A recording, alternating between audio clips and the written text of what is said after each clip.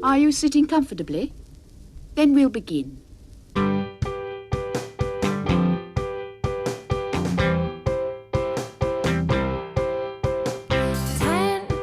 minutes left. Yeah, but there's still some time. It's not the final score. We need more than the numbers we're given. Show us you live and breathe the game. You're more than a name. That's what we came for. We can bring you more than the score. Every story. Let's take this thing off of the field into the real world, away from the numbers,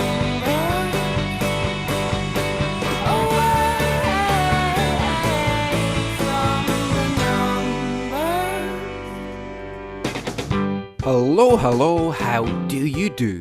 We are the boys in white and blue, and we're back with another episode of There's Still Time, the AFTN Soccer Show, broadcasting on CITR Radio 101.9 FM from the unceded Musqueam Territory at the University of Beautiful and Wet, British Columbia. I'm Michael McCall. And I'm Zachary Adam Eisenheimer. And we're back for another packed show of Vancouver Whitecaps, Major League Soccer and Canadian Premier League chat. Now, we had hoped to be doing our AFTN awards this show, but we want to wait until Steve is able to join us. Failed a late fitness test, sadly, for the show again tonight. So once he's back up fully fit and ready to go, we'll get into our end of season Whitecaps AFTN awards. But we have a lot of other great stuff in store for you in this episode. And we're going to do things a little bit differently from usual. We're going to bring you our feature interview in part 2, which is our sit-down chat with Whitecaps head coach Vanni Sartini. Unpack a little bit of that and stuff that was said by Axel Schuster at the midweek end-of-season Whitecaps media conference. Then in part 4, we're going to turn our attentions to the MLS and the CPL playoffs. In part 1 though, we're going to look at some news stories that kind of caught our eye this week. Couple of things around the Canadian national teams. But we want to start off with a very sad and heartbreaking story, which, as most of you will know, former Whitecaps player Masato Kudo sadly passed away on Friday, aged just 32.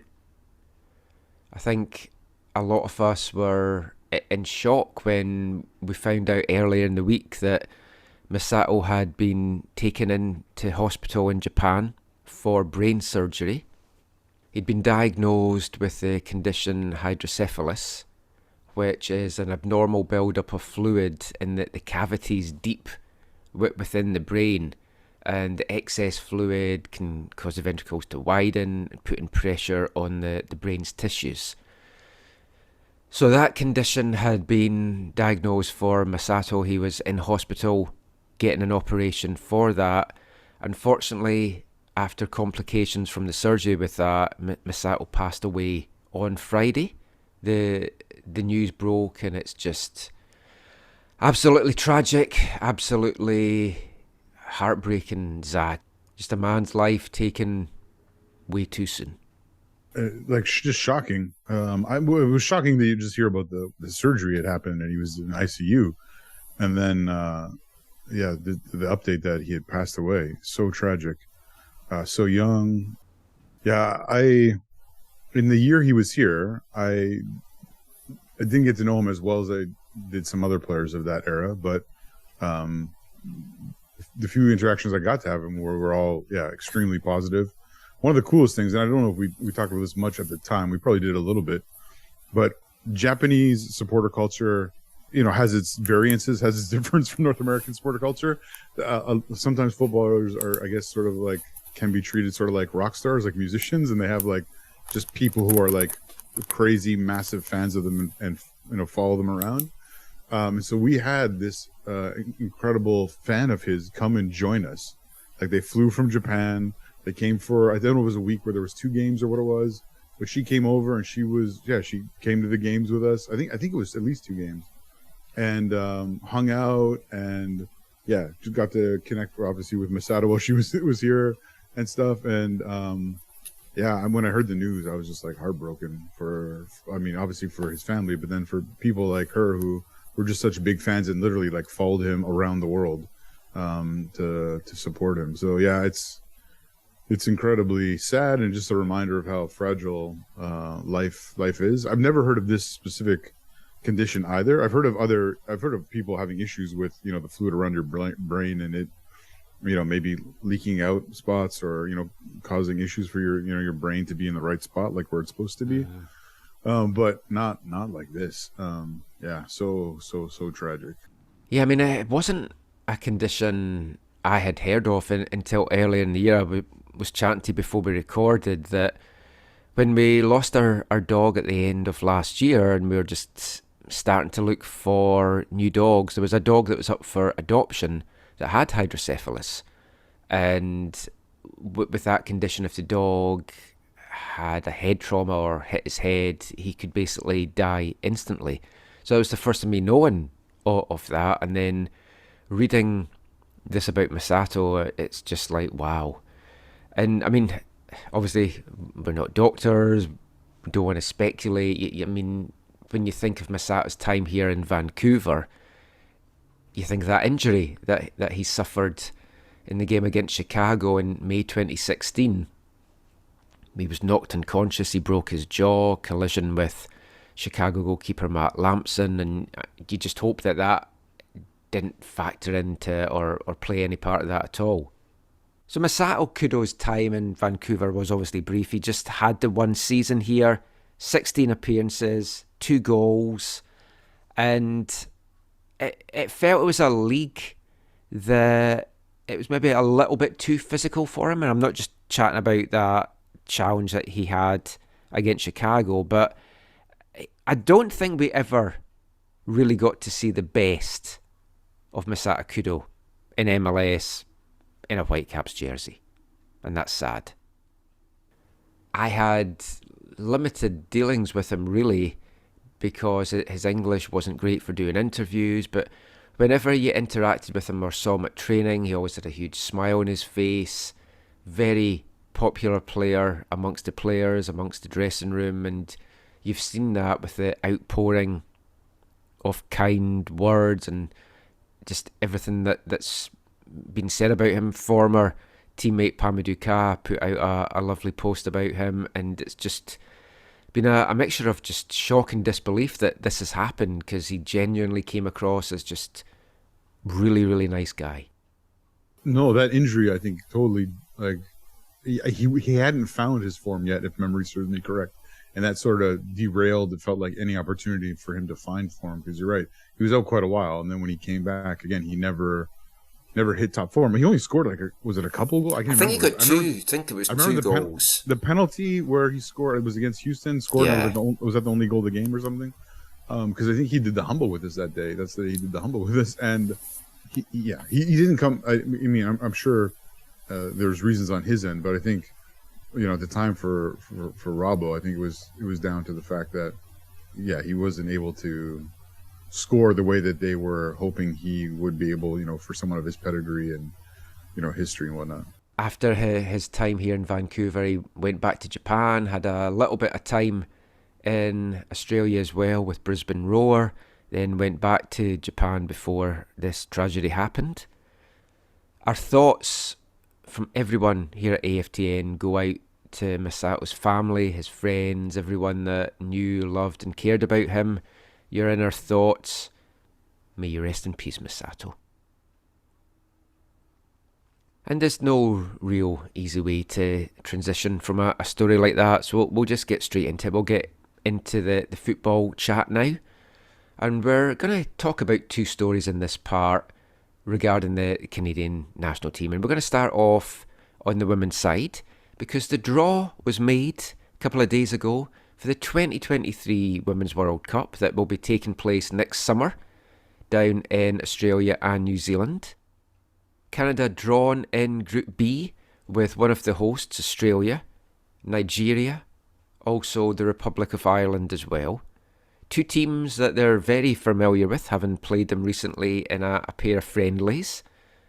And Republic of Ireland, which when I saw that draw, I couldn't help but think that should and could have been Scotland, because Scotland were in a playoff with the Republic of Ireland, went into the game heavy favourites, but came out of it on the back of a 1-0 loss, despite dominating for large swaths of that game. So that's disappointing. It could have been a Canada-Scotland setup, but it is the Republic of Ireland. And got to say, Zach, on the whole, pretty good draw for Canada. I think Australia will prove a significant challenge. And it's Samantha Kerr, right? I always mess up her first name. Yeah. She's at Chelsea, I think, right now. And she is, I think, one of the best players in the world, really, right now. Totally. So, she'll be a handful. And then that Nigerian team really did cause issues. So yeah, I don't think it's going to be a cakewalk. I think there'll be some good challenge for Bev's side in there.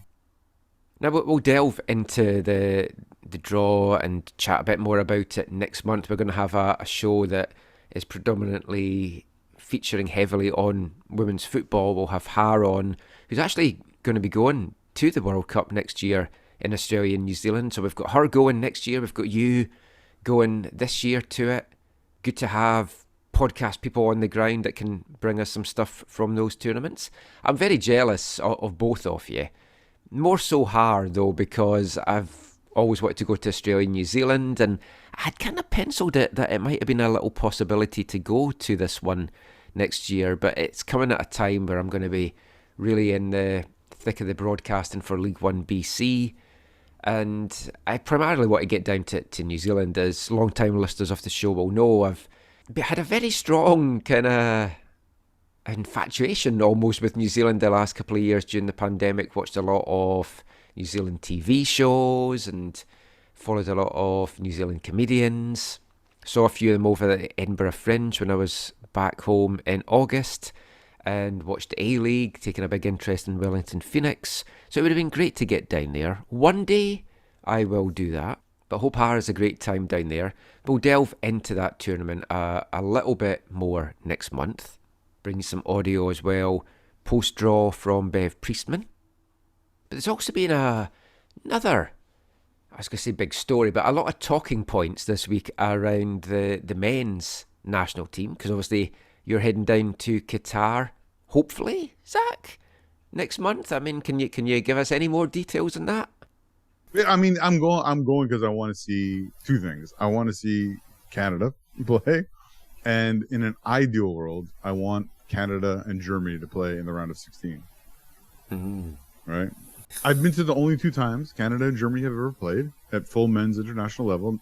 June 1994, in a pre-World Cup friendly at Varsity Stadium. And that day, I was wearing a Canada bandana with a German flag. But if I'm honest, I was probably more excited to see and cheering on Germany in that was it 2-0 victory, Rudy Fuller and Matthias Sammer.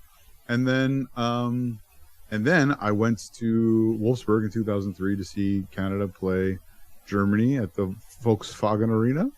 And that day I was proudly cheering on Canada, wearing my Score Canada kit, sitting with I got into that game with I've told you this before, right? With Papa de Guzman and Jonathan de Guzman. They gave me a ticket and I sat with them. And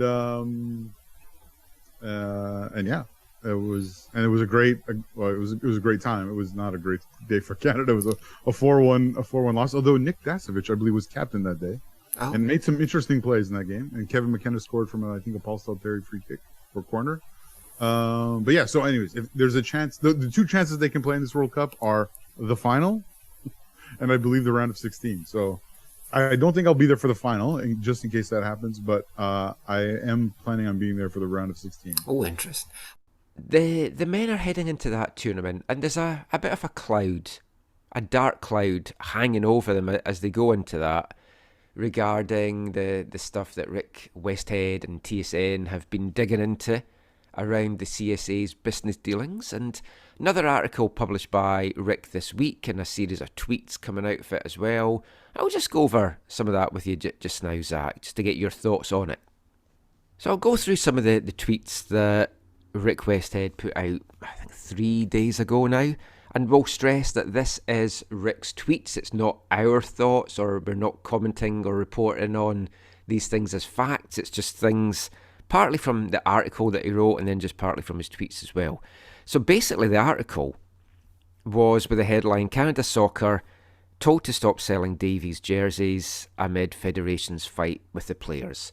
So just to recap for anyone unaware, the players have been in a fight with Canada Soccer regarding bonuses, payments for making it to the World Cup, and it's still dragged on.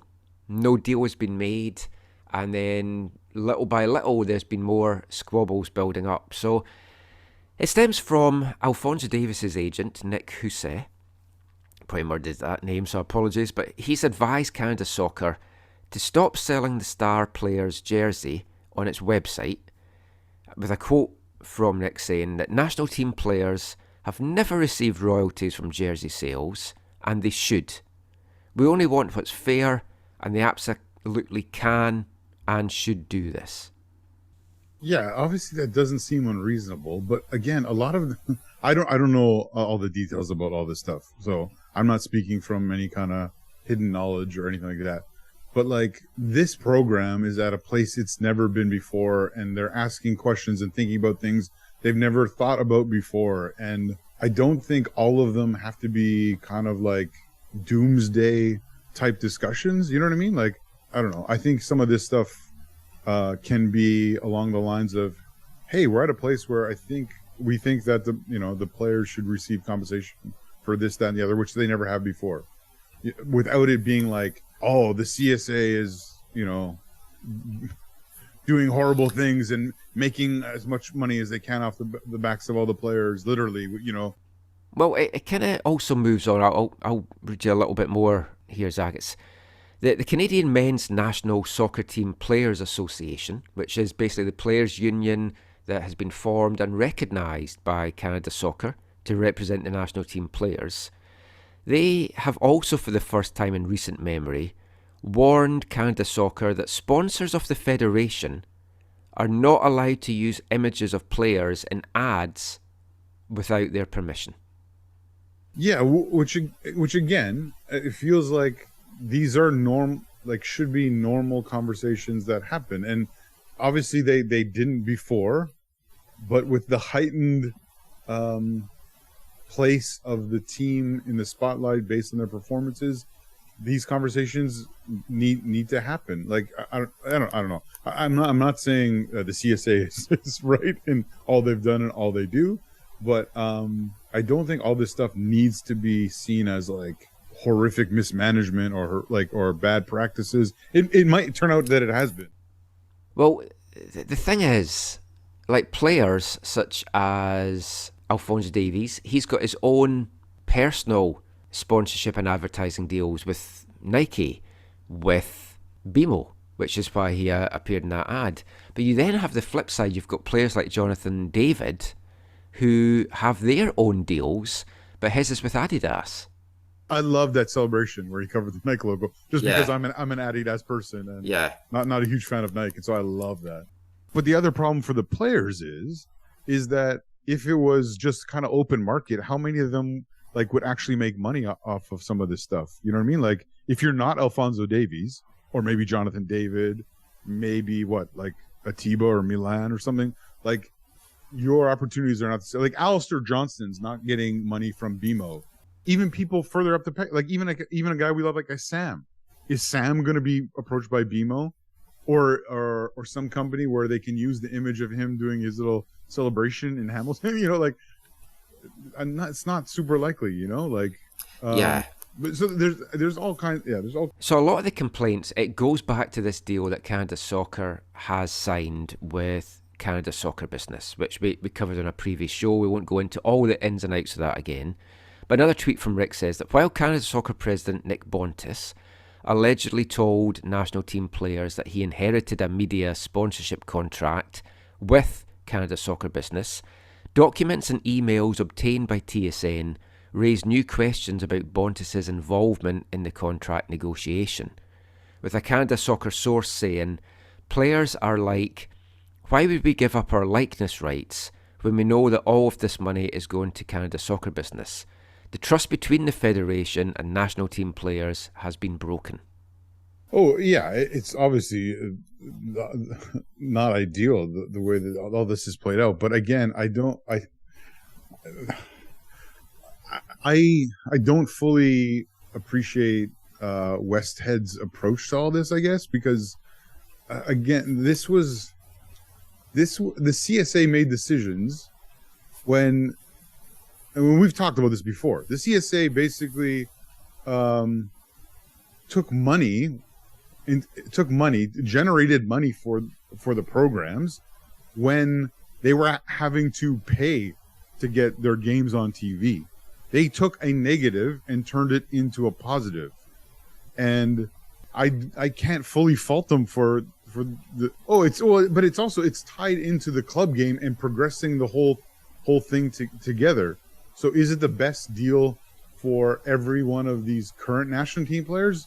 Yeah, probably not. Or yeah, objectively not, right?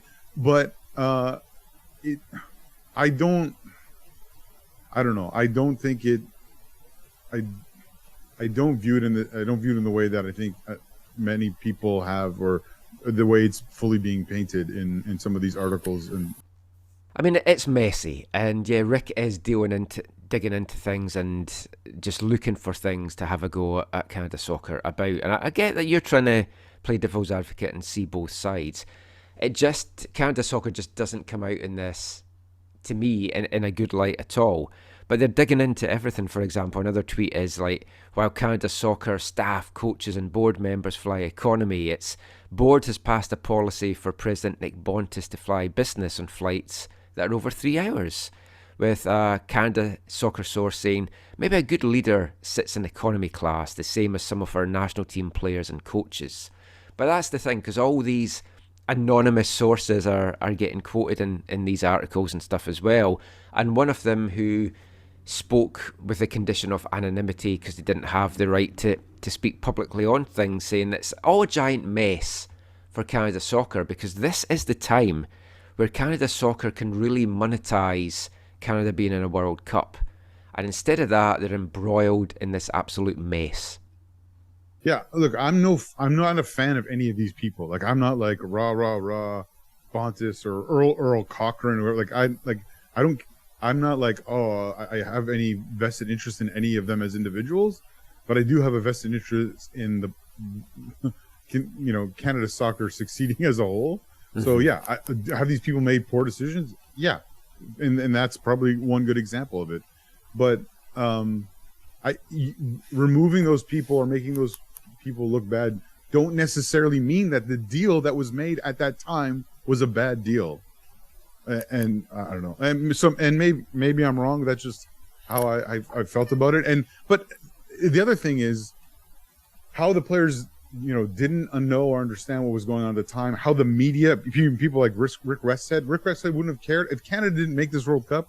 No one would be talking about this at all, right? Like how they didn't care back then when this was being announced, and the stories of it, the press releases were going out for all this, and they didn't dig then. It's like a little bit also like shame on them. They only care because there's money involved now, right? Like, it's not a good place to be in for, where we're at. Like, these are just public sources, but I keep hearing that there's no deal done, but there has to be a deal done, because neither can afford to lose. The players can't afford to be kicked out of the World Cup, and the Federation obviously can't afford that either. So something will happen, but what it will be and when it will be is maybe but it will be, supposedly. One last tweet from Rick that I just want to read, because this one made me laugh, which is that while Canada Soccer has directed players and staff to give back the Team Canada sweat tops, pants and polo shirts, which I don't know if that says Milan Borjan's famous sweatpants he has to hand back, they've been provided for training sessions, but Canada Soccer want them all back. The Federation this summer spent $11,000 on new custom suits for board members. Well, I mean, this is not abnormal. Like, I mean, when you talk about, this is like a growing program, right? Like, this is a growing thing. This is not the top echelon of national football program in the world, right? When you listen to, the Craig Force of the world and, talk about what happened back in the day, this is how things have been because of where the program has been at. And so those kind of situations to me are a part of the growing pains. But to me, that's not a heinous thing. That's hey, we've always had to do this because of our lack of funds or lack of amount we get in from suppliers and whatever. It's even worse if you listen to the women's players back in the day. The women's players used to only get like men's sizes clothing back in the day, and they were all like swimming in their training stuff or whatever, or their shorts. And like, yeah, if you listen to some of the women talk back in the day, it was worse for them. But again, these are the growing. To me, that's more of like a symptom of the growing pains, and maybe potentially some mismanagement of the Nike. Allegedly, let's say allegedly. That's the word.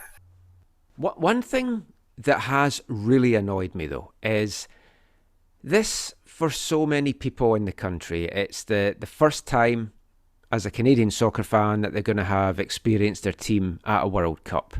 From coast to coast, all ages, all sexes, genders, affiliations, they should be dressed in the Canadian national team jerseys. There should be little kids clamouring to get an Alphonso Davies jersey.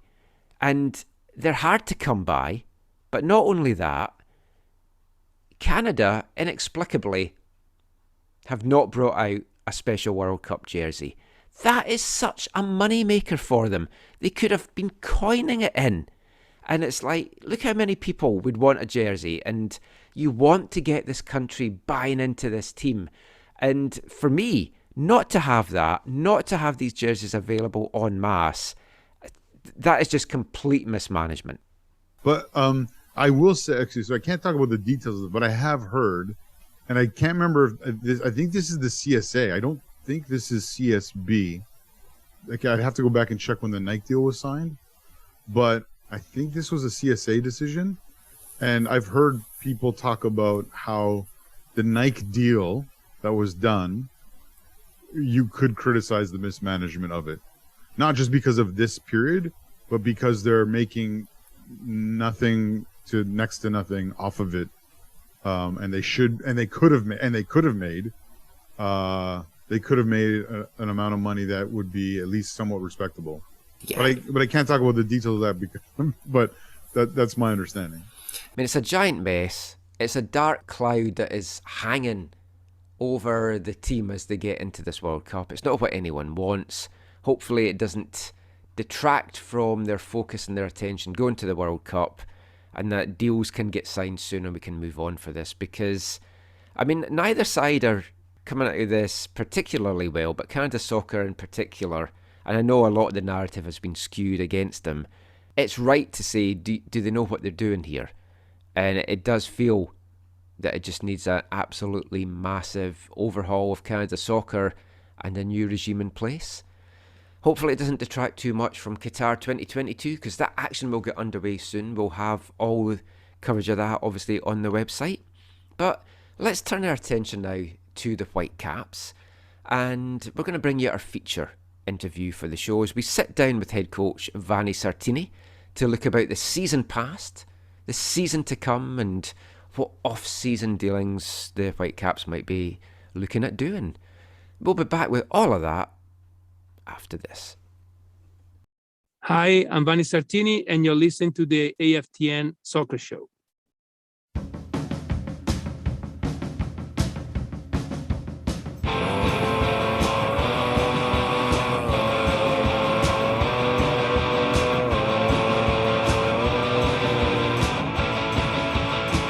He's always waiting, gotta make a move to tell her, hot chocolate boy.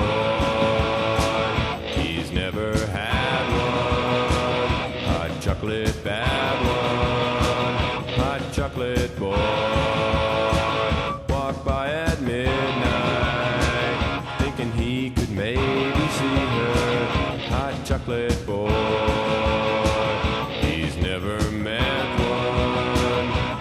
chocolate wet boy, hot chocolate boy, hot chocolate boy,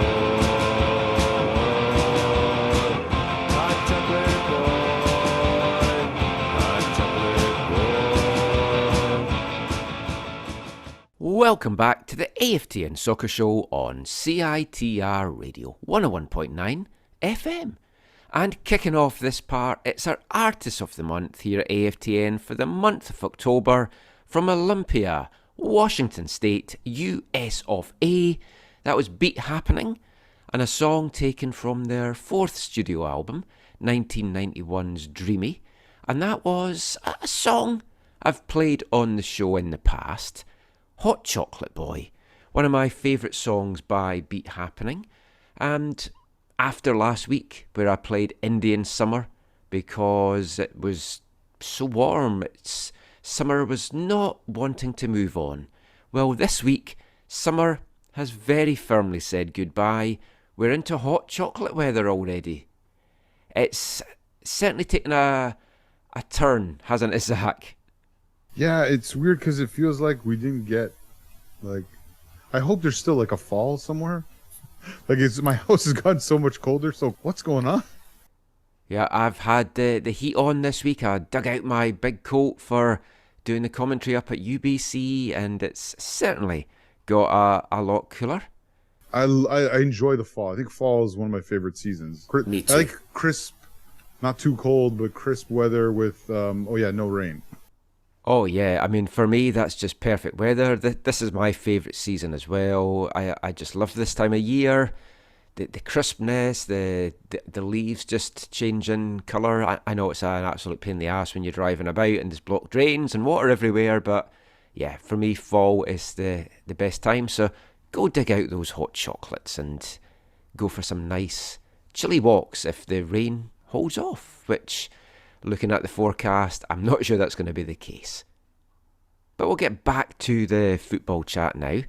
And this week, the Whitecaps held their end-of-season presser with head coach Vanni Sartini and CEO and general manager Axel Schuster. We'll unpack a little bit of that in the next part, but we also got the chance to sit down with Vanni this week just to chat about the season past, the off-season to come, and what 2023 might hold in store for the club. So go stick the kettle on. Maybe you want to make a hot chocolate, or just grab your drink of choice anyway. Make sure you grab a biscuit with that. Sit back and enjoy our end-of-season chat with Whitecaps head coach Vanni Sartini. He's the gaffer. You can try it on with him. He's the gaffer. Even when he's on a limb. He's the gaffer. When his back's against the wall, has the answer to it all. He's the gaffer. So first of all, Vanni, thank you so much for joining us for our end-of-season chat.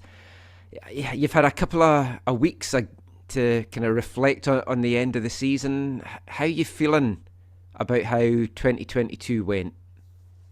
I would say kind of a bittersweet, and it's hard to summarize the season in either good or bad, because the season has been good and bad.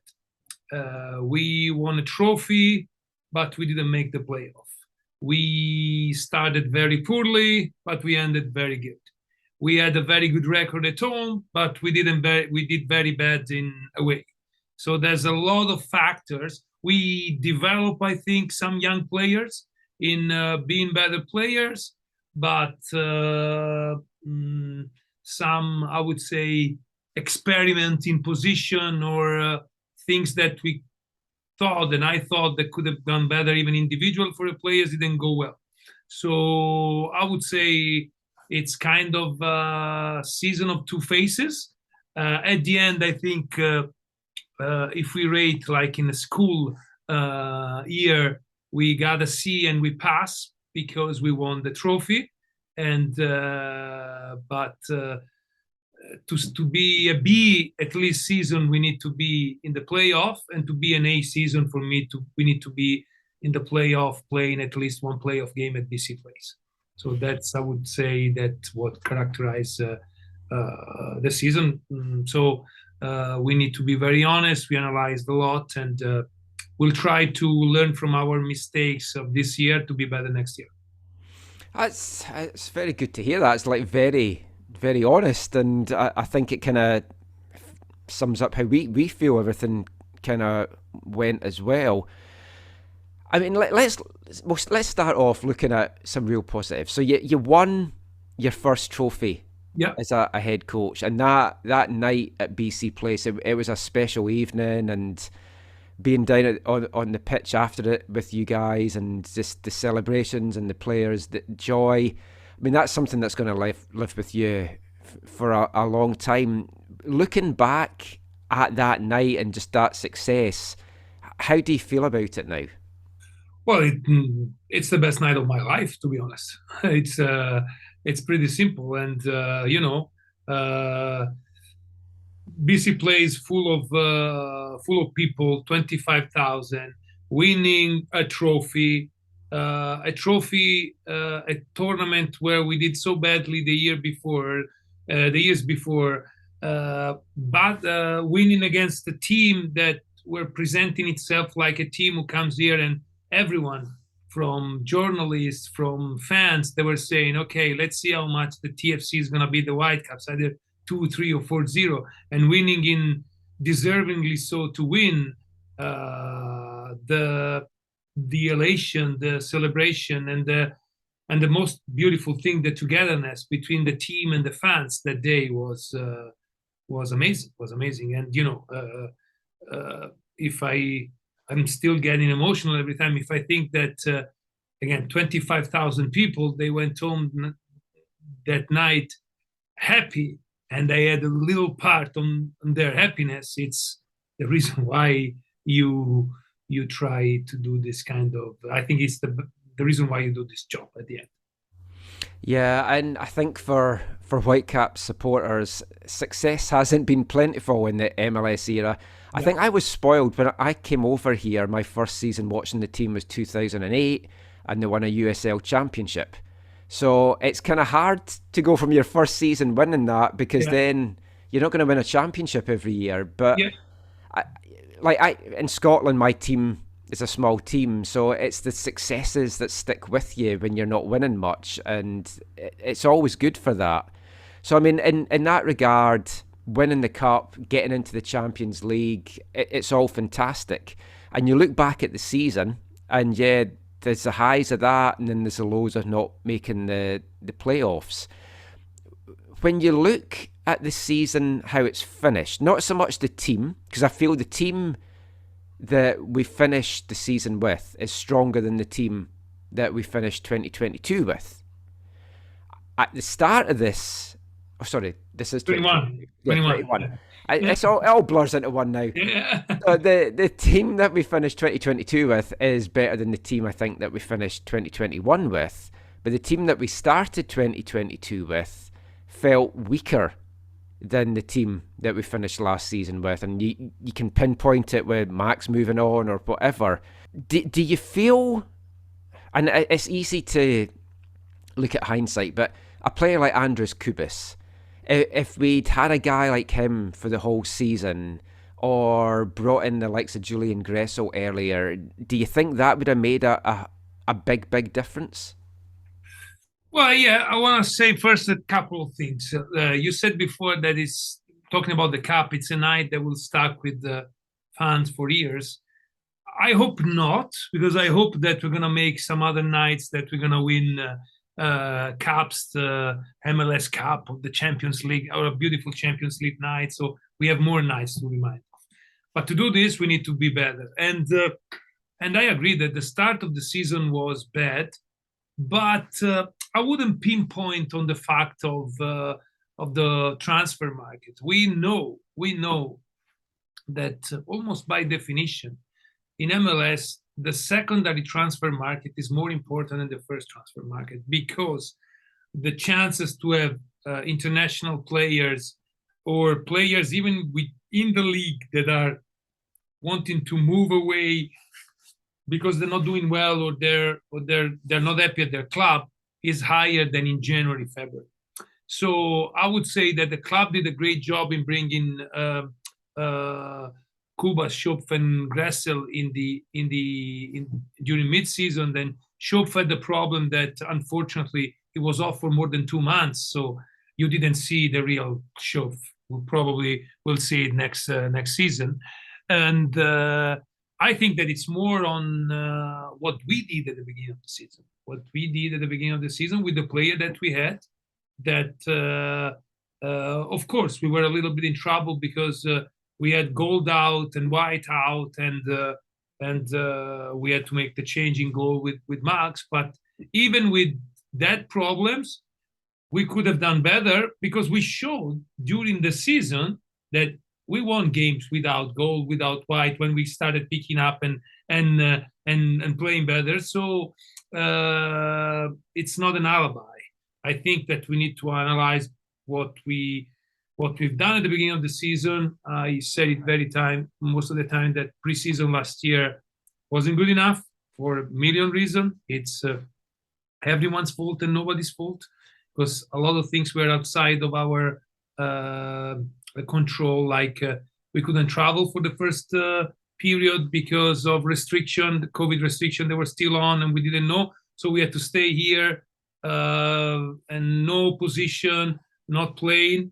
The other thing, it's our fault. When we went to California, we didn't play enough games against tough opposition, so we weren't prepared at the beginning of the season. Our first 4 games were the preseason, and we went 1 point. So I blame our first 4 games to the lack of preseason. Then we have the game from 5 to game 8. Then we make only 3 points. We beat Kansas City, but we lost 3 games, where I blame it on me. I blame it on me because I didn't realize that at the moment the team needed something different, and I kept stubbornly trying to do something that the team wasn't able to do. And we changed after game 8, after the game in Austin. And that was the turnaround of the season. We made some little tweak tactically. We spoke with all the players to get everyone on board. And from that day, from the 1st of May till October, so 6 months basically, we've been the number 2 team in MLS. Because in the last 26 games, we made 39 points, tied with Austin at the number 2, behind all the LAFC. Unfortunately, we started disastrously, and that's the reason why we didn't make the playoff in the last game.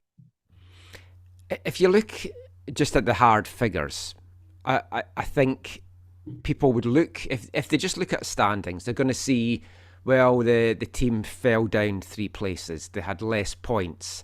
Their goal difference was a lot worse. They scored less goals. Yep. On paper, it looks like the team regressed a bit, but listening to you there, you firmly believe it hasn't. And if you take the first 8 games out of it, would you say the team has improved from last year? Or kind of stayed the same? I think so.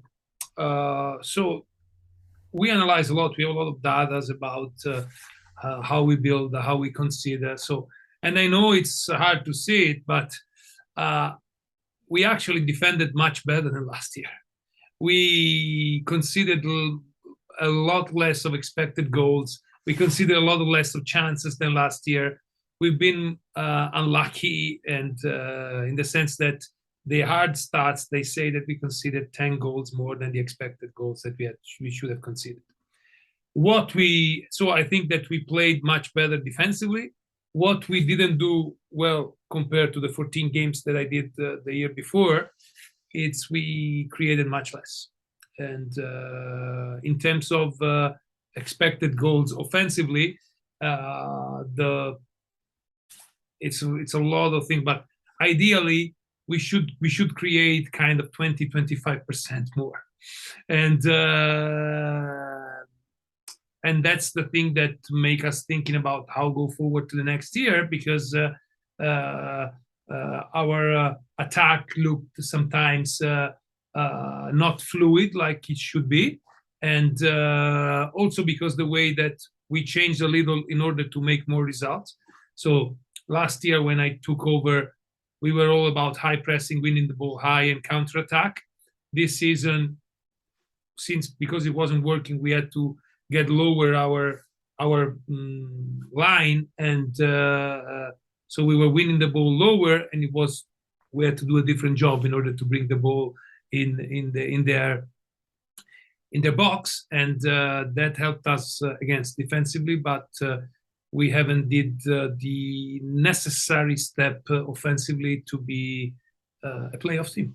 Pretty pure and simple. If we look defensively then, I mean, we've talked about it a lot over the year on our show. The back three, it felt for a long time, I know you'll disagree with me, but it felt like a long time it wasn't working. Not for any other reason than the players that were there didn't seem to really be the best personnel to play in a back three. And I know you've spoken a lot about it's not just the back three, you've got to look at the wing backs, and you've got to look at the cover that they get in front of them, and obviously the addition of Kubas really helped by that. And again, hindsight's always a wonderful thing, but you look at that end of the season and the switch to the back four, and things just seem to really click. Do you feel you made that switch too late, or do you still feel that the back three was the right way to go? I not only don't agree with you, but you're wrong. So that's it's not true that it didn't work. It didn't work the first 8 games, but we could have played even back 6. The first 8 games we weren't doing well. It actually worked for 2/3 of the season, and even when we switched to the back 4, we lost the first 2 games with the back 4 in Kansas, in San Jose, and in Colorado. So it's not a matter of numbers. I agree with you. It's a matter of personnel. So why did we switch to the back 4? We switched to the back 4 defensively because it was actually still a back 3 offensively. It was the fake with Jake coming inside when we were attacking. Because we felt that the best player offensively that we could use at that moment were Gressel on the right and Luis on the left. And Gressel and Luis are not wingback, in the sense that Gressel needs someone to cover for him behind him, because he's a very good offensive player, but he was struggling to do all the band, like up and down, and the same for Luis on the left. When we were successful with the back 3, it's because we play with natural wingbacks there, where they were able to be midfielder and defender and at the same time. So it wasn't for me a problem of the 3 defenders, but it was more a problem of the wingback. So Vanni, just over a year ago, or 9 months ago, somewhere between 9 and 12 months ago, you talked about when it comes to wingbacks, how going into the season you wanted to see Dahome play 75% wingback and 25% up front. Reflecting on the season, how do you feel that played out? I think it was one of the things that I was saying at the beginning, where the wingback is actually, I would say, a good example. We had one positive story, that is Ryan Raposo, that we transform him in that position, and I think it's his natural position now. I think it's a position where he can be an established MLS player. And then we thought, and I thought that Christian Dahome could have been a weapon there, in a way that making our team more offensive, playing him as a wingback, so having one more offensive player on the field. But actually, it didn't go well. It didn't go well because he performed, I would say, sometimes good, like in the final against Toronto, it was good as a wingback, but most of the time he didn't do the best performance. He was late in the pressure, late becoming back a back 3, and his crossing wasn't perfect. It was better when he was playing on the left and on the right. So that's one of the things that I thought we could have worked him to be an established player in that position, and we failed, and we recognized at the end that he needs to play one of the two players behind the strikers or second striker if we play with two strikers in order to be a player that is useful for us. Yeah, yeah. It just felt like watching. It felt like a square peg in a round hole a little bit, and it felt like that his, like you said, lack of contribution defensively hurt your goals against, Yeah. and then it also hurt his form that we saw last season going forward, which hurt your goals for, which both of those were kind of in the bottom 3-4 of the league, and yet you outperformed that as a team as a whole. But obviously, those are areas where you're looking to improve for next season. So you're saying that going forward, you see Dajo more as a out and out attacker. Yes.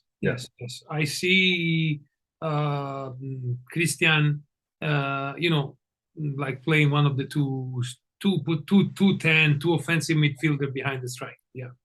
Another wingback question for you, Christian Gutierrez. Yeah. It feels like this 2022 season, like he was underutilized, and we the club didn't get the best out of him. Can you speak to that? I would say both. The club and himself also. He didn't get the best out of it. So he was injured a lot of time. At the beginning of the season, I played him as a wingback 2-3 games. I don't think he was doing a good job.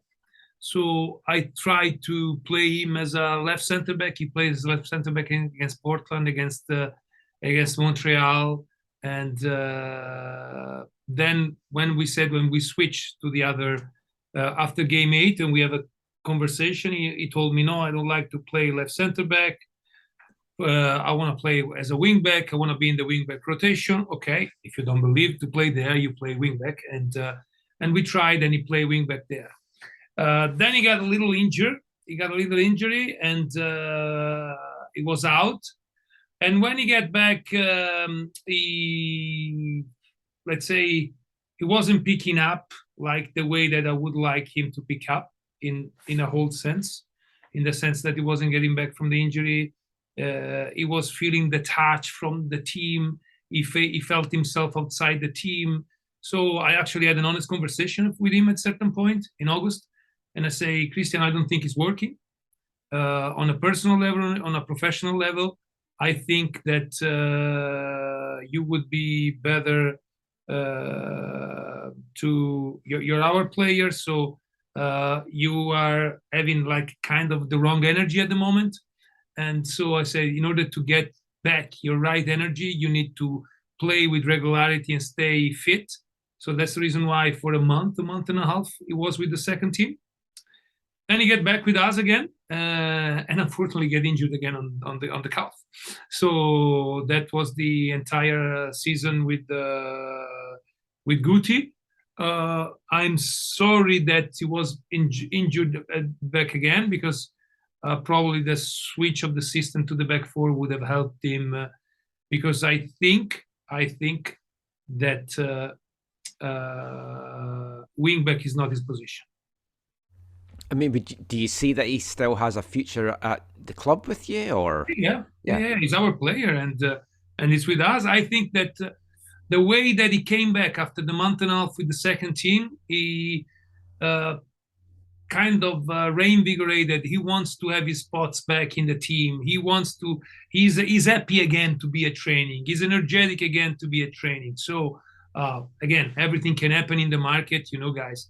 Last year we were here talking about Max is our fearless leader, and then the first day of training he wasn't here.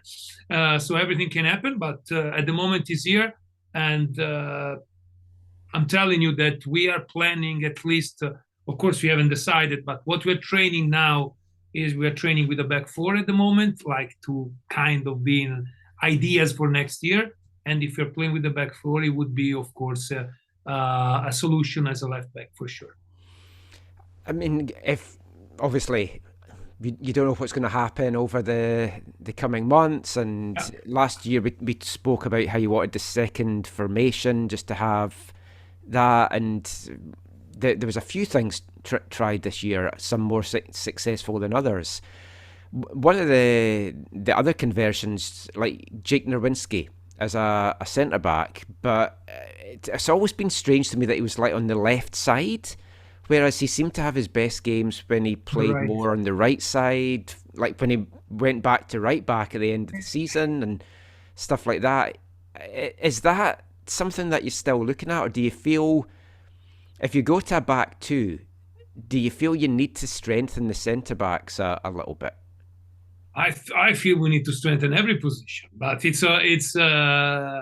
so at the moment under contract, we are still in discussion with everyone. So and I don't know what this discussion, because they're not just related to the fact that if we like a player or not, if like say there's a possibility, the market and whatever, something that can happen between now and November, and even after November, because you can negotiate with the player even after. So that's okay.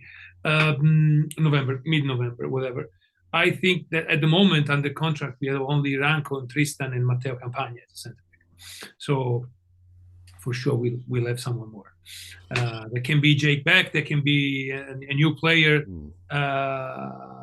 But for me, Jake is a center back. So that's pure and simple. He was playing right back defensively in the last 5 games, but he was the right center back when we were attacking. So I want to get to something you said now. I guess I've come in a little bit softer at the start than I was going to, as opposed to being really critical. But you mentioned it there about strengthening every position. It feels to me, as someone that's watched this team struggle for a number of seasons through MLS, that it's always the team targets the playoffs. And you said right from the start, if you want to be an A grade, you need to be more than that. yes, You're fighting on 4 fronts next season. So you've got MLS, Canadian Championship, Champions League, the League's Cup, all very exciting prospects. And I think it's going to be a wonderful year for football. But it does feel to be competitive on those 4 fronts and to take that next step, the team needs to really strengthen throughout. And whether you're talking about starters or whether you're talking about just depth, there's a number of players and positions that it does feel that this team really, really needs to strengthen if you want to be competitive next year. Because you know that those teams, the likes of Seattle and Portland that didn't make the playoffs this year, they're going to go out and certainly strengthen. Yeah. 2 things I want to say. So first of all, it's like I'm happy that it's not my job. I'm happy that it's the job of the front office to bring players, and they are a little bit under pressure now. So, but it's now. But in the ideal, I don't like to have a 28 player roster. I think this season one of the problems that we have too much play. That's what I say. That's what I think. No, I agree.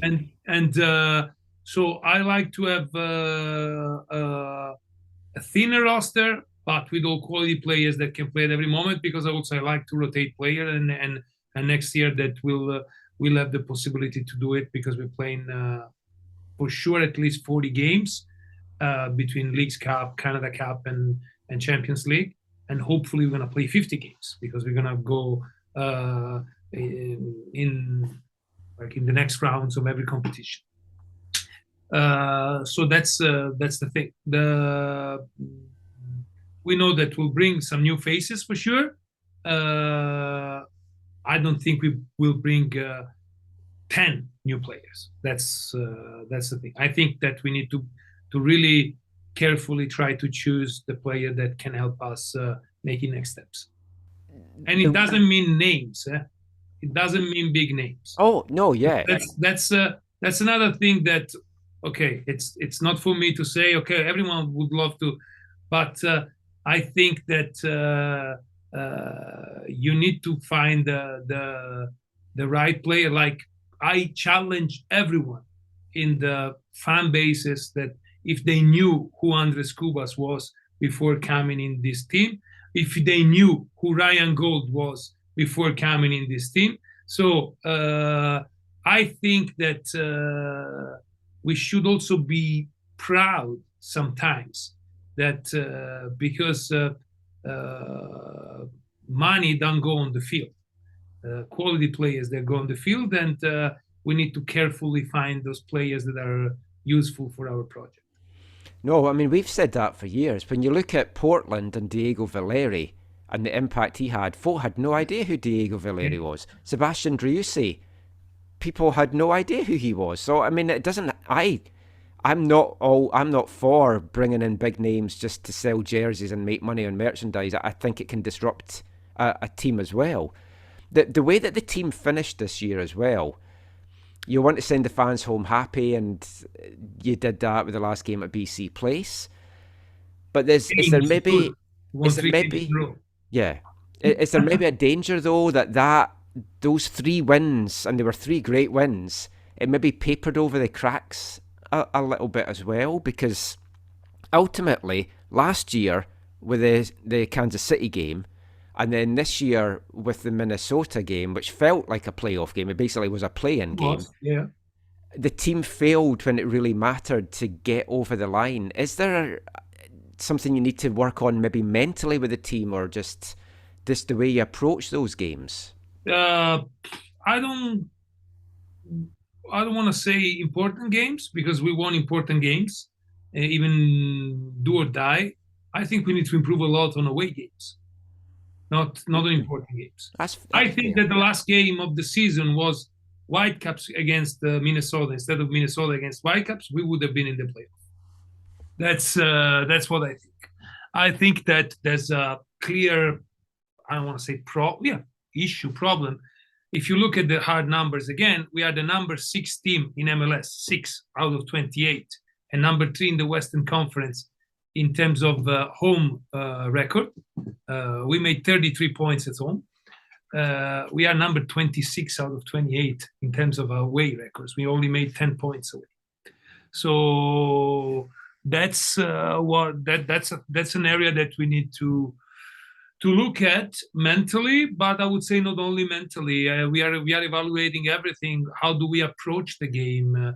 The time of travel. What do we do before the game? What do we do the day of the game in terms of activation when we are away? Because again, the hard number says that in home we are a team that could be in the conference final, and away we are a team that is that should play in USL. So that's the thing. That's fair. Yeah, North America away games are at club level are very, very difficult. It was interesting to hear you and Axel talk about the going 2 days ahead versus the day before and all that kind of stuff. So it'll be interesting to see how you guys approach that in the new year. I know Axel is the GM, but just kind of one question. You're like sometimes I think of you or head coaches in your position, or they're kind of like a chef who are cooking with other people's ingredients. I guess just one question about that, if you can speak to this, is how much do you get to submit a grocery list? How much do you get to like input do you have in terms of that? Because obviously there must be conversations and stuff. But what's the level of that, or how? The level is open, because that's the idea of asking me, okay, what do you think about the team? How do you intend to play next year? Those kind of things. So if you want to do the analogy, I can tell them, maybe we need more vegetables, but they decide the vegetables. Maybe we need more meat, but they decide the kind of meat. And I think it's also fair. I'm giving you a practical example. We had this option renewed for Berhalter and Ryan Raposo, and I think I had a lot of say about that, because it's 1 year. They're young players. They're already here. Say they're growing. I think they're good for my system. I want to keep them. Blah blah blah. If we talk about bigger players, like everyone talk now about Lucas Cavalli, and we know that we're talking about a multi-year investment, $1 million of the club. This thing is bigger than me. This thing is much bigger than me, because my focus is trying to, first of all, do a good preseason, a good start of the season, because I don't know if I'm here to do this end of the chat for next year in 2023. For sure, the club will be here. For sure, the management will be here. So they are the guys that they have to take those decisions. And I'm happy that I can be a chef on, let's say, very few chefs can decide which restaurant they work.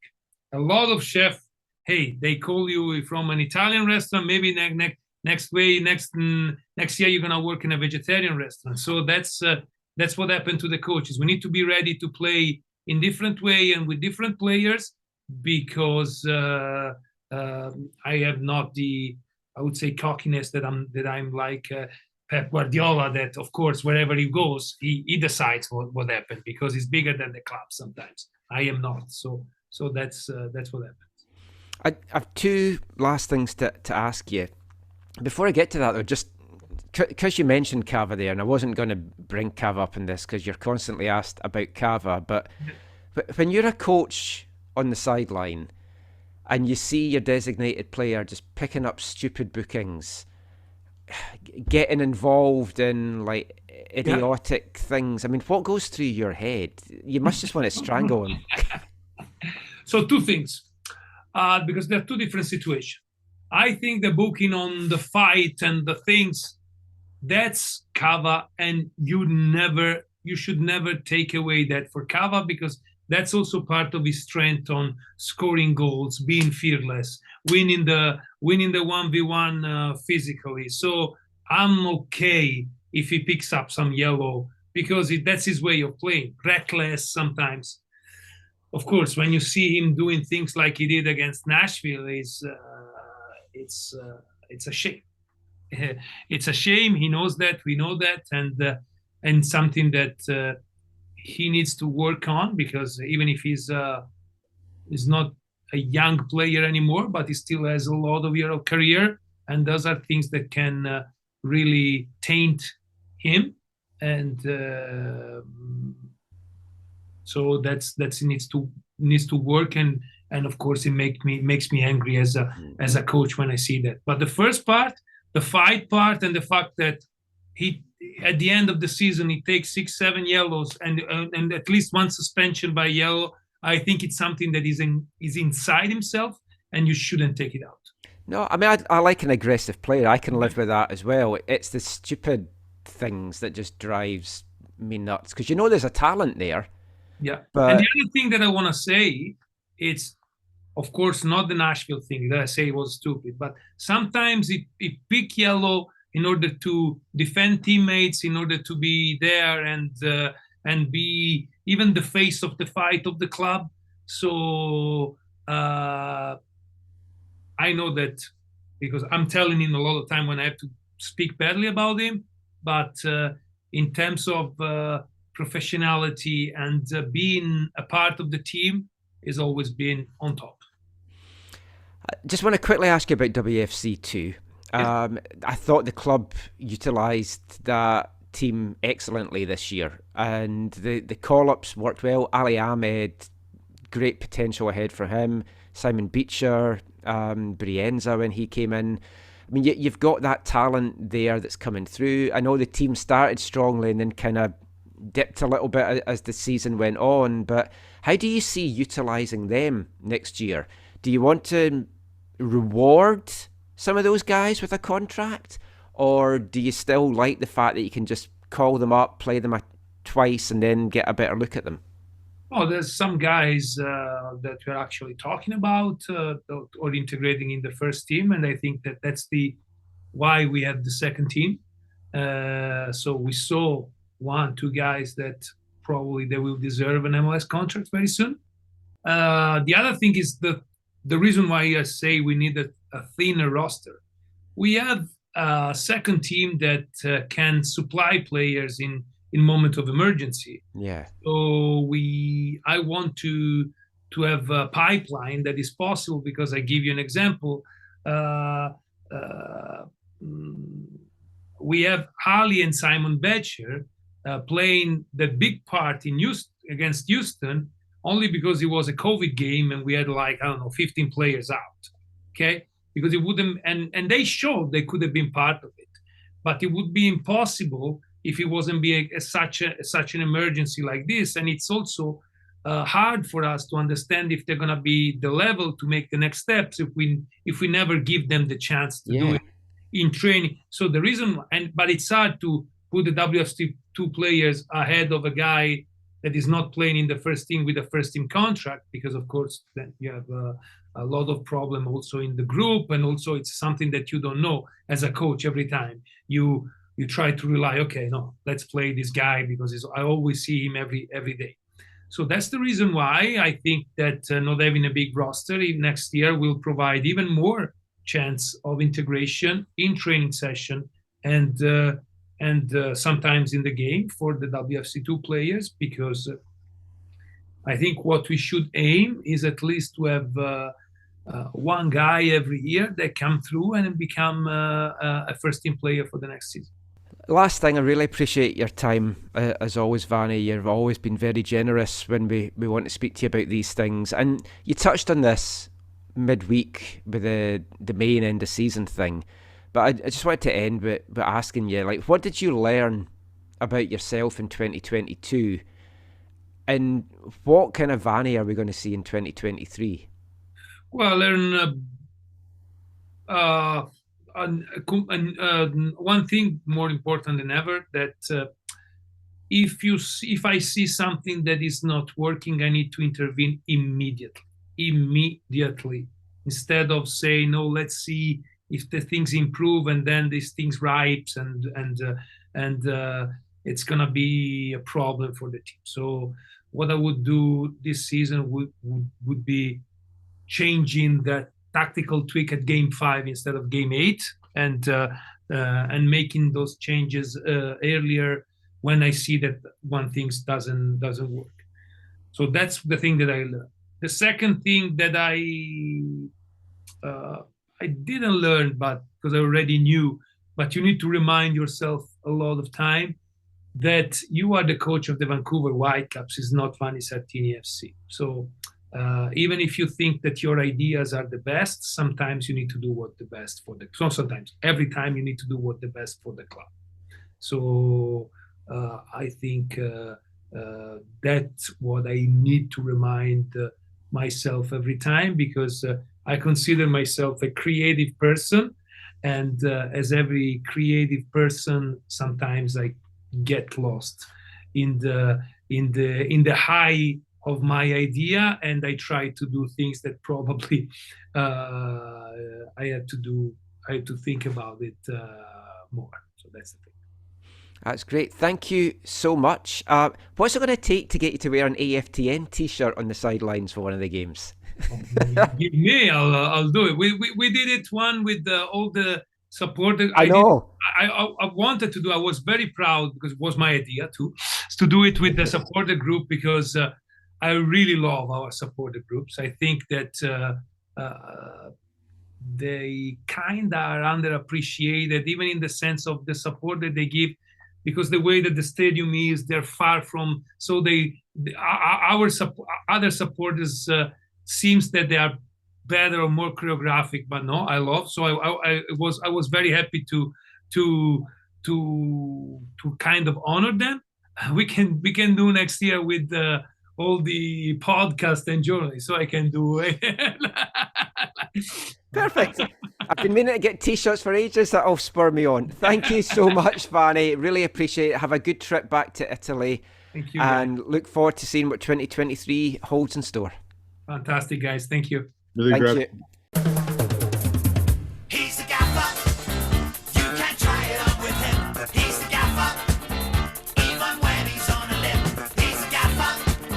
When his back's against the wall, has the answers to it all. He's the gaffer. Vanni Sartini there. We'll unpack a little bit of that and some of the stuff that was said by Vanni and Axel during the week as well in part 3, and we'll be back with that after this. Hey, I am Axel Schuster, and I'm listening to the AFTN Soccer Show.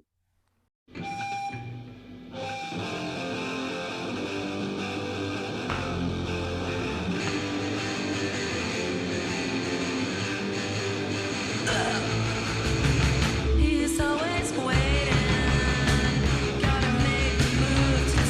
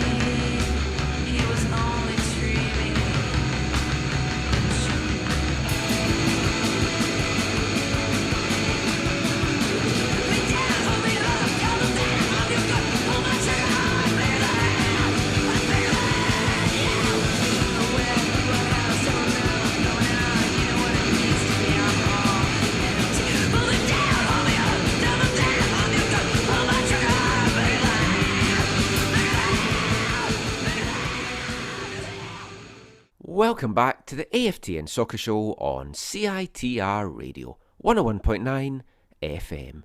And kicking off this part, you might be thinking, didn't you just play that song? And you'd be right. Yes, I did. Because that was a cover of the song that kicked off part 2, Beat Happening's Hot Chocolate Boy, but that was a version by Ho, kind of interspersed into their own song Forming. I just really like that version because, as I've spoken about on the show before, big fan of Courtney Love's Hole. Back in Scotland, I had a almost life-size picture of her up on my wall, a big poster of Courtney in a suggestive pose, and always loved the band, always loved their music. Are you a big fan of Courtney Love's Hole, Zach? I mean, I don't hate it. It's just not my favorite. That's fair enough. That's why we don't get you to pick any of the artists of the month on the show. So, not a fan of her or them, but are you a fan of hot chocolate? I mean, when I'm eating carbs, I guess, sure. Yeah, I mean, I don't drink coffee, right? So I'd be more probably, right now, a warm cup of tea would be my preference. Oh, yeah, it depends on where you get it. I envision all those outdoor events I've been to where it's really watery, maybe not made with any milk or cream or whatever. And it's not really good. It's more to keep your hands warm than anything. The taste, it just tastes like a little bit of chocolate flavored hot water. But a good hot chocolate, I think, is great. I always like the idea, I think, of hot chocolate more than I actually enjoy having the hot chocolate itself. I have kind of moved up, though, into a higher hot chocolate bracket and buying a lot more of the more expensive hot chocolate brands as well, and it does make a difference. I certainly would say that. But folk aren't here to listen to us talk about hot chocolate. I don't know, maybe they are, maybe that'll be a whole new offshoot of the podcast. We'll see about that. We'll get back to the football chat now, and we'll unpack a little bit of what Vanni spoke to us about there. It's refreshing to see the honesty, really, Zach, that he holds his hands up and he admits things that he got wrong, although I think me and him are going to disagree about the back three working for perpetuity, perhaps. Yeah. I if we had more time, I might have asked him more about because I've heard him speak a little bit about it before, but just more why he thinks it's the best. Is it just is it the personnel? Is it his personal preference? Is it what he thinks is where the game is at right now, kind of in this moment? Is it something else? So he's not going to agree. He's clearly not going to agree with you on that, and clearly not going to. I think we would also agree to disagree that Jake Nowinski is a center back. But although he did say that they are working on a back four currently in training, so to me that's kind of agreeing that right now with who they have available, because obviously you can only train with the players that's signed. Well, that's part of it. I always wonder with coaches who have tried a back three, right? Is that the back four seems more simplistic and what more players have grown up playing, right? So when you go to back three, it's it's another layer of complexity, right? It's not as easy to play. It's not as comfortable. You haven't played it as much, all that kind of stuff. So I think that, especially with the limited number of people they maybe have right now, back four is probably simpler. But in the postseason press conference, he also said, we want to have multiple ways to play. He didn't even say just two. He said, we want to be able to play in different ways. So I think the one good thing about their extensive use of a back three is that it does allow them to play in a different way. You just hope that they'll be able to play it well, or they'll be able to play it in a better way in the future. I mean, before we spoke to him, I jotted down the questions, and this was before he'd spoken Wednesday as well. And I felt I was maybe being a little bit harsh the way that was going to come in. And then I kind of took a step back and thought about the season. And as he mentioned there, and he mentioned on Wednesday, and Axel did as well, from Game 9 onwards, they were the second best team in the West with the results. I still feel, though, that those 3 wins towards the end of the season did paper over the cracks that were there.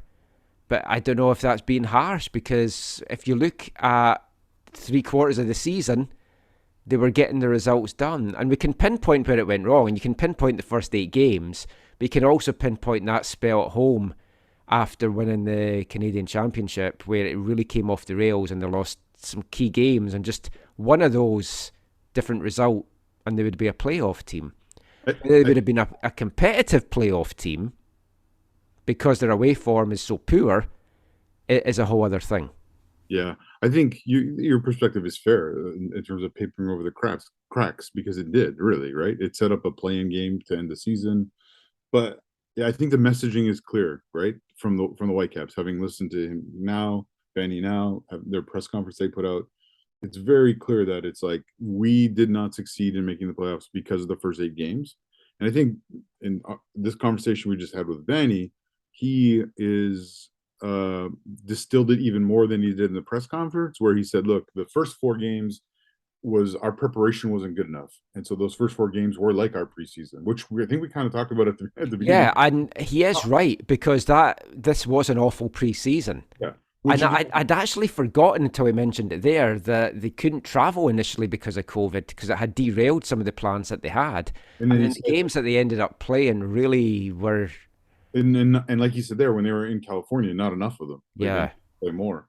So it's good that they recognize that. Obviously, their hands were tied. So that's, as much as you said it was everyone's fault and no one's fault, like you can't really...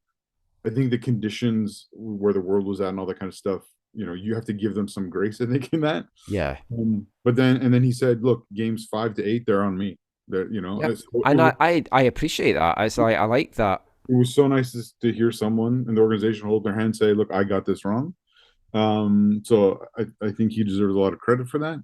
But sorry, my concern is that using that as the rationale, the reasoning for not making the playoffs could once again hinder them from making the types of acquisitions that they need to make in the offseason.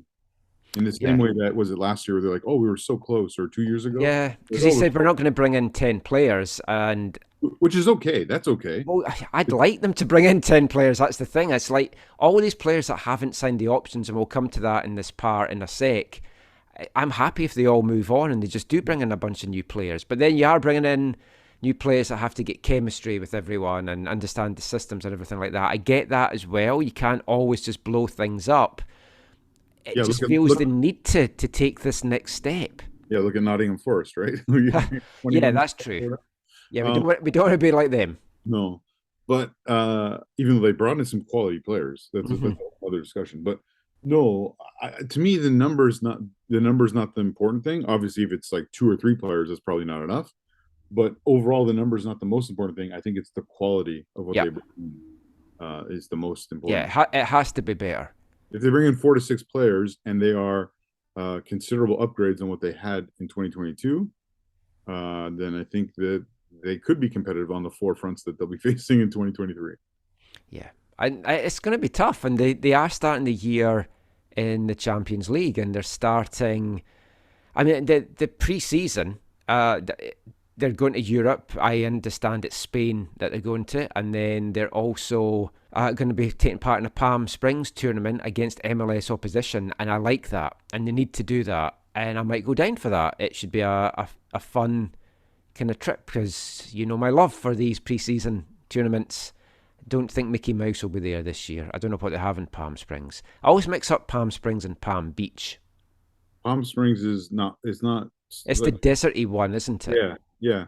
But it's driving distance to Disneyland, so you can go get another type of Mickey Mouse. Oh, awesome! I might take Caitlin and the dog down then. Might be a nice little pre-season trip for us. We'll see how that goes. Can you take the dog to Disneyland? They've got Pluto and Goofy. Yeah, it's true. You just say it's your emotional support animal. Is that how it works? Yes, that's Caitlin really most of the time, but it was good. We'll see how it all goes. The end of the year is going to be interesting, because if they are going to be going away, they'll be back pre-season earlier this year because of Champions League. So they're going to be going away, by the sounds of it, right after the medicals to Europe. So you're going to think that they're going to be making some additions, and Axel has kind of hinted this things in the works, which you kind of have to imagine might be trades within the league if that's already in the works. So could be interesting with options and trades and stuff like that. But I feel more positive about the team than I was come the end of the season, where I was a little bit down about it, I've got to say. Yeah, I mean, Vanni is a very reassuring, kind of calming kind of Yeah. presence. Yeah. I mean, he puts a spring back in my step, so you can imagine what he does to the players in the locker room. But that was, as we said, appreciate Vanni taking the time to speak to us. Axel was also speaking to media during the week, so we'll chat a little bit about some of the things that he had to say on that midweek call, and then we'll chat to Axel later this year once more decisions have been made on options and stuff. On last week's show, we did our in-out on the bubble piece that we do at the end of every season, just looking at who we thought the Whitecaps should bring back, who it's time to move on, etc, etc. And we wanted to get that in because we knew that this coming week was likely to see the announcements of what roster players and what decisions had been made on certain players. And we got some of them this week. On Tuesday, the Whitecaps announced that the club had exercised the 2023 contract options on 4 players. Those 4 players being Sebastian Berhalter, Isaac Boehmer, Julian Gressel, Ryan Raposo. And those players, pretty much what we thought was going to happen. We went back and forward on a couple of them as to whether there could be better options out there, but I think it was pretty obvious that all 4 of them were certainly going to be back. No big surprises. No. The couple we thought, it could go either way. Now, there's also continuing discussions with a number of players because the club's deadline for options to be exercised is November 14th. So right now, they are having discussions on options on Lucas Cavallini, Derek Cornelius, who of course is away on loan through to the end of this year with Greek side Panetolikis, Cody Cropper, Marcus Godinho, Jake Nowinski, Leo Owusu, Tosin Ricketts. Also in talks with Florian Jungwirth, who's eligible for MLS free agency. And I don't think a lot of surprises there. I mean, these were players that either I said didn't want back, or we thought they may have discussions, and if they can't get anyone better, might bring back. But I think we're on the same wavelength as to our feelings on that, because ultimately the Whitecaps have to get better for 2023. They're fighting on 4 fronts. If they want to be a playoff team, they have to get better. If they want to be competitive in the Champions League, if they want to be competitive in the League's Cup, if they want to be competitive in the Canadian Championship, they have to be better. They need better depth. And I think that is what the club are looking towards. Because one of those players, Lucas Cavallini, and there's been murmurs this week on social media that the club are trying to see if Lucas would be willing to come back on a cheaper deal. And I can see why that would be appealing to the club. I would say, though, even on that, I still don't think he should come back here. I don't particularly want him to come back here. Would you take him back on a cheaper deal, Zach? It maybe our understanding is incorrect, but that's what I've been led to believe before. But if that understanding is correct, there's zero reason why Cava would agree to a lower term than his option year already dictates, right? Like, I mean, there's been rumours this week as well that there's clubs in Europe that's interested in taking on Cavallini. I was a little bit surprised, I've got to say, by some of the online reaction from fans that were like, "Oh, you've got to bring him back," and he's too key a player not to bring back, and he gets goals, and you know what you can get from him in that regard. And the reason I'm a bit surprised by that is you look at his output, and there's been 18 goals in 3 seasons, and for a designated player striker, that is simply not good enough. When you look around the rest of the league and what designated players are performing and what they're producing and adding to a team, what Cava's produced, aside from all his other issues with discipline, stuff like that, it's simply not good enough in my opinion. And I do think people cut Cava a lot of slack in that regard because he's a Canadian, because he's a Canadian national team player. And if this was a forward, a DP that wasn't Canadian, I don't think fans would be feeling the same way about him and his production. Well, and yeah, and because his significant contributions to Canada, especially, kind of building up to this World Cup run, right? That goal against the States, right? Like, I think has bought a lot of goodwill from some people for him for a long time. But the production that you just mentioned of 18/3 is not acceptable for a DP, even a DP at a low DP salary, which I would deem his salary to be. Like, to me, it's not worth it. It's like, yeah. So I guess we'll see what happens with Cava. The time we speak to Axel next month, we might be a little bit further forward as to what's happening there. There's some players, though, that definitely won't be coming back. There's 4 that did not have their contract options exercised. Janiel Bikel, David Egbo, Evan Newton, Michael Baldissimo is out of contract and he's eligible for the MLS re-entry draft. But as we said last week, it's best for player and team, I think, that Michael moves on now. And I'm not too upset that Bikel and Egbo aren't coming back. Newton, I would have liked back, but obviously there's issues that prevent that happening from a family point of view. But we touched on this in last week's show because, worryingly for me, you look at the first team players under contract for 2023 and you look at the goalkeepers and you've got Thomas Hasal, Isaac Bomer and Max Anker, who had signed a pre-contract this year and is on the roster. Now, we said if that was your goalkeeping core, even with Cropper in there for next season, that was a concern.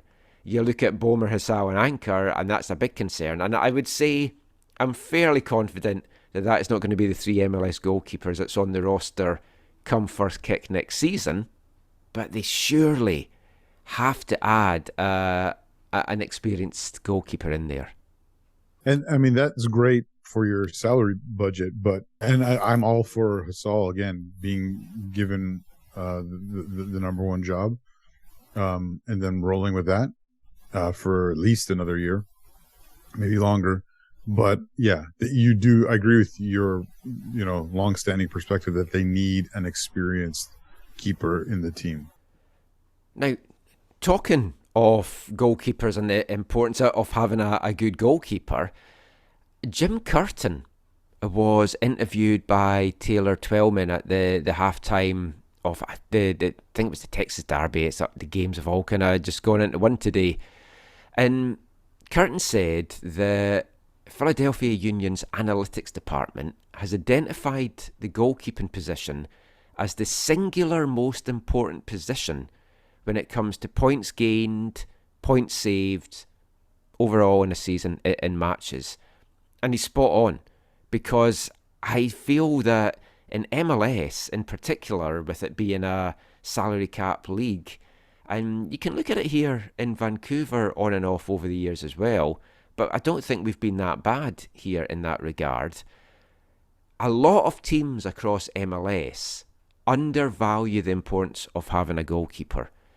And you look at some of the top teams. Philadelphia have Andre Blake, absolutely fantastic goalkeeper, 3-time goalkeeper of the year in MLS. You saw Sean Johnson for New York City today, and we'll come to that when we talk about the playoffs, but he stood on his head for NYC in that first half with a couple of world-class saves.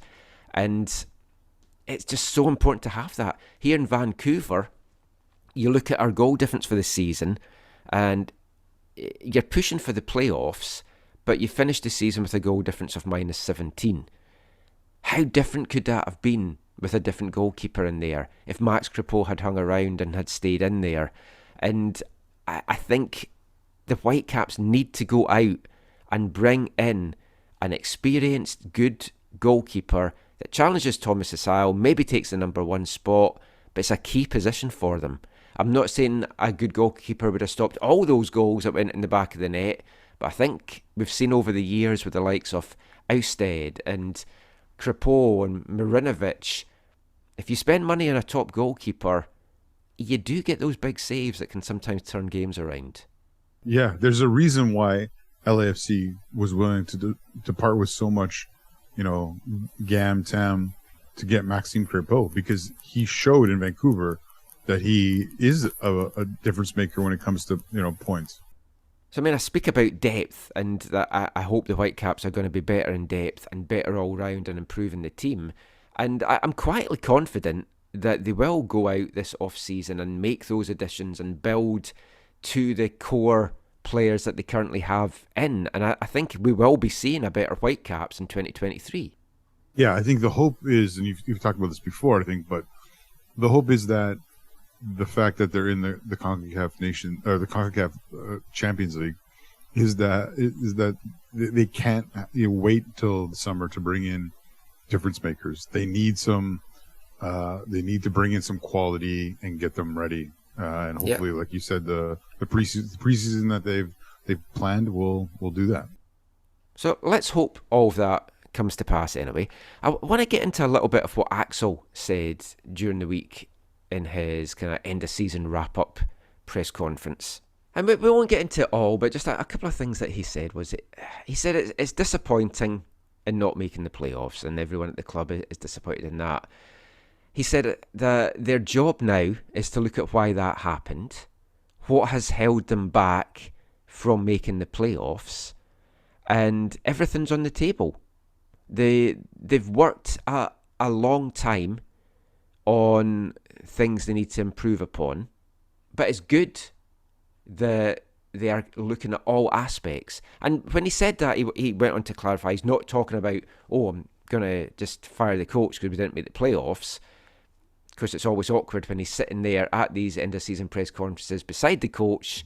You're kind of limited as to what you can say, but it's good that they're going to analyse everything. And I think that is in part why they haven't made decisions on a number of these players yet, because they're looking to see, if we take up this option, can we trade him somewhere? Can we sell him? Are we going to get money back for maybe selling over to Europe or something like that? Can we get better players, or is this the best that we can get in the short term? So I like that they're keeping their options open, because that's exactly what they need to do. I think we can firmly say that, as we talked to Vanni about there, the team that finished 2022, if you look at the best 11, is better than the best 11 of the team that finished 2022 on the whole. Some positions are possibly weaker, as in goalkeeper, but the scouting, the recruitment, the work that Axel and Nick Overhill have done, the players that they brought in, Kubis, Schopf, the trades within the league for like Gressel, these are all key pieces that's made the team better. And hopefully we move forward and they continue a pace by doing those kind of strong additions. And like I said, I genuinely feel 2023 we will see a better Whitecaps team out there, and they need to, because as I said, fighting on 4 different fronts this year, and if your depth is not better, you are going to struggle. So we'll see what the off-season brings. That is it for our Whitecaps chat for the show. But it's not it for our MLS chat, because we're going to move on now in the final part of the show by looking at the playoffs, both in Major League Soccer and the Canadian Premier League. And we'll be back chatting about all of that after this. Hi, I'm Maxime Kripo, and you're listening to the AFTN Soccer Show. People talk about the right way to live. Shut up, you don't know what you're on about. You voted for him, look at you, you dirty rat.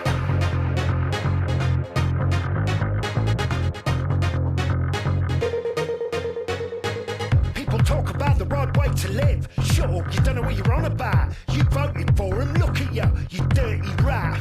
Blaming everyone in the hospitals, blaming everyone at the bottom of the English Channel, blaming everyone who doesn't look like a fried animal.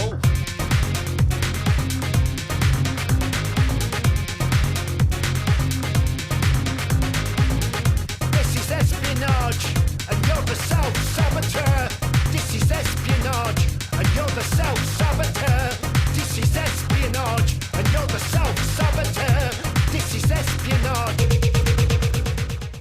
Welcome back to the AFTN Soccer Show on CITR Radio 101.9 FM. And kicking off this part, it's former Artist of the Month here at AFTN, Sleaford Mods, and their new song that was released this week. It's a collaboration with the iconic 90s electronic band from the UK, Orbital, and that was Dirty Rat. Check out the video for that on YouTube. It's a fantastic song, fantastic video. Do you know what else was fantastic? All the playoff action this weekend, and we're going to get into that now. We're going to be talking CPL playoffs, but we're going to start talking MLS playoffs. And 2 matches played on Thursday night, 2 matches played on Sunday, and some fantastic football, some fantastic individual performances, and some absolutely amazing atmospheres as well, Zach. Yeah, I think the league will be happy in terms of the advertisement it is for them. I think there was a lot of interesting and there's even some quality football played, and I think for the most part, I wanted Montreal to go through, but I think for the most part, the right teams went through. Well, yeah, let's get into that, because I was thinking about this earlier, and I think it's fair to say that there's, for neutrals, there's some matches that you're now looking forward to next weekend. There's some maybe not so much, and you're a bit disappointed with how things worked out. And there's some you're like, oh, worst case scenario. And for me, it's the CPL one that we'll come to. But let's just focus on MLS just now. And we're going to start things off in the Western Conference. So we now know that the MLS Western Conference final next Sunday is going to be between the top 2 teams that finished the West in the regular season standings, as LAFC are going to be hosting Austin FC. And I think for all the neutrals, that's probably the final that you were wanting. So let's look at how both teams got there. And let's start with the LA Derby on Thursday night. And what a match this was. What a playoff game this was. And it was a great showcase for what this league can offer. You expected it. It's like these 2 teams, whenever they meet, they do seem to bring the fireworks. And it's just the same again in this one. It doesn't matter who's playing for the teams. They just seem to up the level. The atmosphere was absolutely fantastic at Banc of California Stadium. Dennis Buanga, the Gambian, put LAFC ahead in the 23rd minute. And you thought, oh, maybe they're going to go on now and kind of get this done quite easily. But a minute before half-time, Grand Sear equalised for LA Galaxy. They spoke to Greg Vanni at half-time, and he was delighted with his team's performance. He felt LAFC weren't really offering any attacking threat to them and thought that they could get the job done in the second half. With 10 minutes remaining, though, when Buanga made it 2-1 to LAFC, I'm not sure he was thinking the same thing. But then, fantastic goal. In the 85th minute, Dejan Jovelic, the Serbian, a long-range looping effort that beat Max Kripo, all ends up. And you thought, well, this game's going to be heading to extra time, and I'm here for it. I'm here for that extra 30 minutes. But not so quick, because Chicho, Christian Arango, 93rd minute, tucked it away from close range and sent the black and gold faithful into absolutely rapturous scenes and clinched a place in the Western Conference final for LAFC, and capping off an absolutely fantastic match, Zach. Yeah, huge for Steve Cherundolo and Mark DeSantos and their staff and all the players. Those LAFC derbies have been mostly enthralling and spectacular, and it's been, I think, a real boon for the league, right? When you consider back the old Chivas USA days. Oh, and, yeah. The lack of enthusiasm that was around that. But no, yeah, really great for LAFC, and they're trying to make this push to get to the final for the first time, in addition to their supporter shields. And talking about the atmosphere again, I mean, it was just absolutely electric on Thursday night, and it's just one of those games that you just see it on the TV and you're like, oh, I wish I was there to kind of experience that. And of course, Max Crepeau, one of the things he said when I spoke to him earlier this year was he was looking forward to playing in front of that crowd and that atmosphere. And some people here in Vancouver took that as a slight, and I don't think he totally meant it that way. And I would say, if you're comparing the atmospheres at Bank of California Stadium and at BC Place, the LAFC fans, it's a much better atmosphere. And that's not me knocking the Whitecaps fans, because the Whitecaps fans have been excellent this season. And I want to give a hat tip to Vancouver Albion that's just breathed new life into the Whitecaps support, and it has been great.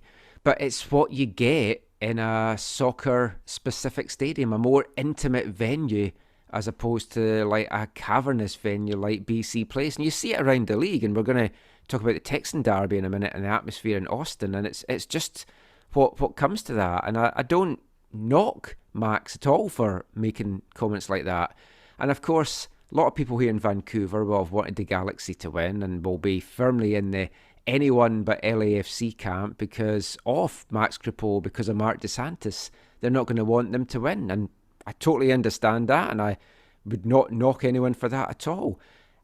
I, on the other hand, fall in the complete opposite. I do want LAFC to win because of Max, because of MDS, because, I mean, it's no secret we had a really good relationship with them here on the podcast, and they were always great with us, very generous with their time, and we're always great to deal with. And I wish them all the best, and I think it'll be fantastic for them if they go on and lift the MLS Cup.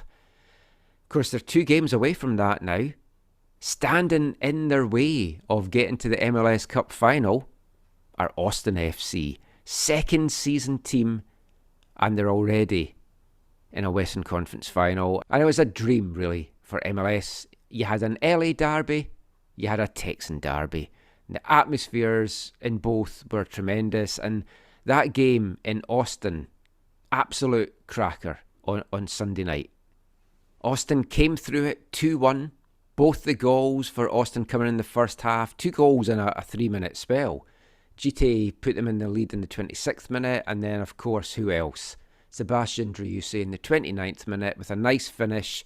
That was to prove to be the match winner, because Velasco did pull one back for Dallas in the 65th minute. And, I mean, in the first half, I thought, Austin's just going to push on, they're going to go out of sight here. But to Dallas's credit, they fought back so well in that second half, and I thought they could equalise and take the game to extra time. Wasn't to be, though.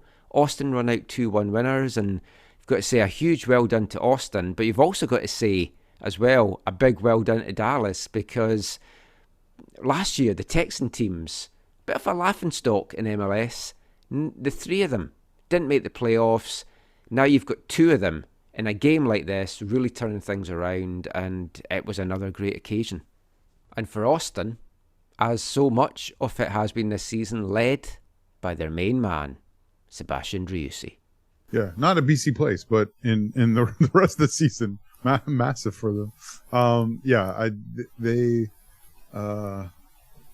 It's another example. There's been loss over the years of how you can transform your team in MLS, right? From, first year expansion out of the playoffs to, going to the conference final the next year. So it's LAFC Austin battling it out in the West for a place in the final. That game goes on Sunday at 12 o'clock Pacific time. Should be an absolute cracker. I'm surprised it's not the later of the 2 games, I've got to say, and it's clashing with a lot more NFL games, which just seems a little bit weird to me. But whoever gets through that is going to meet the winner of the Eastern Conference final, and that's going to be between the number 1 Eastern team over the regular season, Philadelphia Union, and defending MLS Cup champions, New York City FC. Now, Philly got through on Thursday night in probably the worst of the 4 games that were played in the playoffs this last couple of days. 1-0 win over FC Cincinnati. Wasn't a classic game. I mean, that said, though, the 2 teams combined for 31 shots between them, but Cincinnati pushed hard towards the end, and talked about Dallas and how they've turned their season around. it was a great turnaround for Cincinnati as well, just getting into the playoffs, and they've battled hard and they're playing a good brand of football. And for the fan base that they've got, it's great that they've managed to turn that around. From a Philadelphia point of view, very well deserved that they're in the Eastern Conference Final, and spoken about this a lot on the show before. Their head coach, Jim Curtin, one of my favourite coaches to speak to in the league, always gives well thought out and measured answers. He's always a pleasure to deal with. I'm just delighted for him, and with what he's built in Philadelphia just now, very, very impressive. Yeah, I didn't really love him at first when he was first in the league, but he's definitely grown on me, and he's turned into quite a quality head coach in MLS, and happy for him. And Philly will be hosting New York City FC, who got through 3-1 with a victory at Montreal on Sunday afternoon in a very entertaining match. If you haven't seen that one, try and check out the highlights of that. And it was very much a smash and grab effort from New York City FC, who put on a clinic as to how to take your few chances when they get them. Maxi Morales put them in the lead 6 minutes in. Montreal then just threw everything at NYC to try and get back into the game. They came so close. Kai Kamara denied by the post. Sean Johnson, 2 massive saves, and like world-class saves we're talking about as well. And they really should have converted one of those chances, got into the half level, and then see where the second half took them. Instead, they fell 2 behind 3 minutes into first half stoppage time through Heber, and then it was an uphill battle after that. They went 3 down from the spot, Talis Magno, in the 61st minute, but Montreal would not give up, roared on by a very raucous crowd as well in Montreal, and Mihailovic pulled one back in his last game in a Montreal jersey with 5 minutes to go, and they pushed hard. They nearly got another, but it's too little too late. NYC saw it out, and moving on now to what should be a very interesting matchup now with Philly. For Montreal, it was a fantastic season, and it was a season that you also have to look at, and you've got to feel it's like an end of an era, I think, because of the number of players that we either know are going to be moving on, or you think are more than likely going to move on. Especially, they've got a defence that's built on a lot of Canadians, so if they have a very good World Cup, there's going to be a lot of interest in them from clubs overseas to try and get a deal done. Got to give Nonce a lot of credit for what he's done in Montreal this season. Bit of a slow start, and then they really came onto their game, played a very exciting brand of football as well. They've been a joy to watch this year. Great atmosphere at the stadiums as well, and let's see where the future takes CF Montreal. We'll get one of our friends from the Ball is Round podcast on as well, maybe to chat about Montreal's season and how they feel that the future might be in store later on this year. So that's the 2 conference finals set. LAFC Austin, Philly New York City FC. Who have you got getting through and battling it out in the MLS Cup, Zach? I think it's going to be LAFC on the western side, and I think it's going to be. I want it to be Philadelphia, but I have just a horrible feeling it's going to be Man City Light again. I think LAFC will get through as well. I think it's going to be a very tough and a close game, and would not be surprised if we see that one go to extra time, maybe even penalties as well. In the East, I mean, you've got to think Philly are the favourites. Just the way NYC have been playing and keen to defend their title, I've just got this hunch that it's going to be NYCFC go through, and then that's the dream for MLS. And LA, New York City MLS Cup, the marketing opportunities, it's like a dream come true for them. MLS will love that, right? They're New York, LA. Yeah. So by next Sunday night, we're going to know who is going to be contesting the MLS Cup final. We already know who's going to be contesting the Canadian Premier League Championship game, because the second leg of the semi-finals took place on Sunday. They're all done and dusted, and by the end of it, we're left with the final.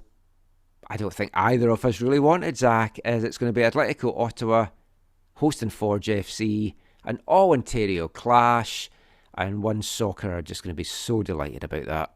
Yeah, I'm from Ontario. I didn't want the Ontario final. So let's look at both the second legs and how things played out. And in the first match, Pacific headed to the capital, trailing 2-0 in the first leg. Certain big mouths on TV declared it over, and you knew that was going to have lit a fire under Pacific to try and get the job done and to try and come back. And one hell of a battle. TMG put them ahead in the 28th minute. Throughout the game, they had 27 shots to Ottawa's 13, 9 of them on target, but they couldn't find another way through. They couldn't find another way past Ingham. And then as they pushed, as they tried to get that equaliser that would have sent the game to penalties, 7 minutes to go, Malcolm Shaw, great strike, great long ranger, tied it up on the day. That's how it finished, 1-1, 3-1 to Ottawa on aggregate, and they've gone from last place in the CPL standings in 2021 to the championship game in 2022. Heartbreak for Pacific FC. Yeah, I feel bad for Callum. I feel like he didn't really see the shot. No. He didn't really almost move. I felt really bad for him on that. So as much as we wanted Pacific to obviously go through to the final and try and defend their title, happy for some of the guys that we know on that Ottawa side. Ben McHenry, who we've known for a number of years, Zach Verhoeven as well. Ollie Bassett, who I'm a big fan of. Nice to see that he did get the nod in the Player of the Year nominations as well, as we talked about on last week's show.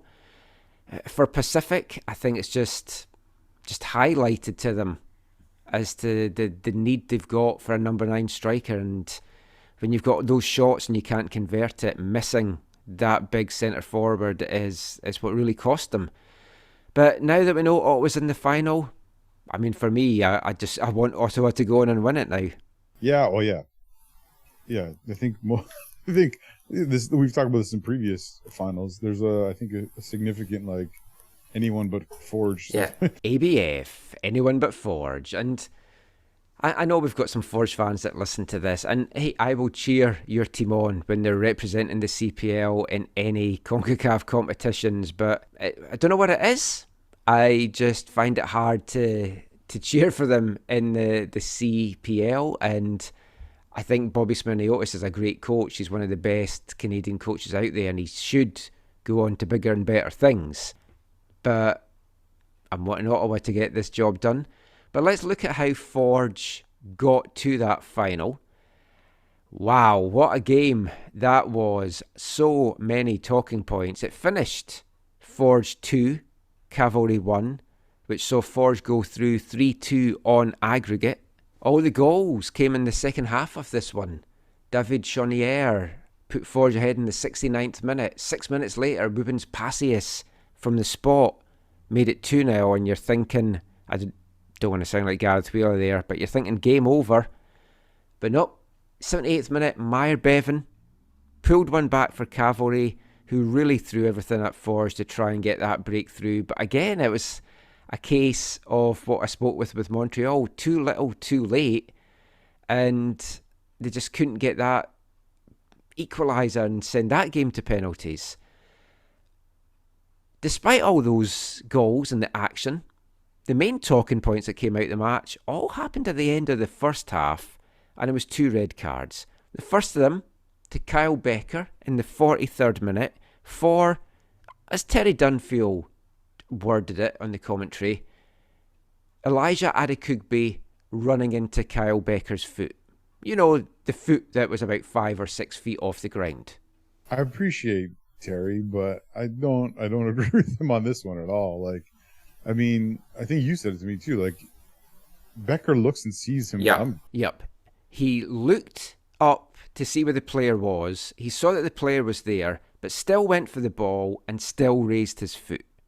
And this is not one of those where Elijah ducks down to get his head low, right? Like he hardly moves his head down at all to go towards the ball, and it's just he gets kicked in the face. How you can argue? I mean, unless it's one of those, hey, we need someone to disagree, so it sounds like we have some kind of conflict or discord, whatever. Like that to me, there's no excuse for that. And yeah, Kyle Becker will watch that back later, and if he feels hard done by, then he's out of touch with reality. And this isn't just us wearing our cavalry-tinted glasses. I mean, it was a clear red card for me. I don't see any doubt about it, and I'd feel the same no matter what teams were playing. No, I mean because let's talk about cavalry. I mean, we've had this conversation for I forget how long. It was back to at least last year for them because we strongly appreciate Tommy Wilder Jr. But he has taken this approach for some time now. You can maybe correct me on the timeline, but where and this is not an abnormal approach within football. Germany won the 2014 World Cup doing this, but where he's played guys at fullback that are really not fullbacks. They're more center backs, or in this specific case, ideally probably a center midfielder. But played them at left back because they're left-footed, because they're good in the tackle, because they are going to follow the match plan well. And this is about someone who I like deeply care about, like someone who I like legitimately, I've known for a couple of decades and really care about. And that's David Norman. David Norman. I never asked him this, but I don't think he would put left back in his top 3 choices of where to play on the pitch. No. But he's a servant and will work hard for the club wherever asked, and he's done that. He's played a bunch of left back this year, but right from the beginning of the game, right from very very near the beginning of the game, it was very obvious that part of Smirniotis' instructions to his players were, we need to use our pace against their left back, right? We need to use our pace, and we need to run at him, and we need to get past him. And so you had that. Midway through the first half? Yellow card because a guy beat David for pace and he pulled him back. And I mean, he did remarkably well to pull him. Yeah, on the edge of the box. And I mean, it was like a clear yellow card, no doubt about that one. That was a booking every day of the week for David. And then Hugh said to me right away, like, "Oh, he's going to get sent off if this keeps going this way. He's not going to see out the game." The funny thing was, after Becker got sent off, I was tweeting about it, and I was going to message you going, watch David Norman get sent off now and things will get evened up. I didn't even get a chance to tweet that out because 3 minutes into stoppage time, 5 minutes after Becker's sending off, David Norman got a second yellow and joined him for an early bath. I don't think together. I think they'll have been separate baths. Yeah, and it was like his first one was to me a clear yellow card. Yeah. His second one to me was far more debatable. And I mean, I personally don't think it's a yellow. I don't think it's a second yellow. I think we saw today again, and this was confirmed in the post-match comments, that this is a league that is desperate for VAR. Yes. And I know that it costs money and stuff, but I think that's an investment that the CPL is going to need to make.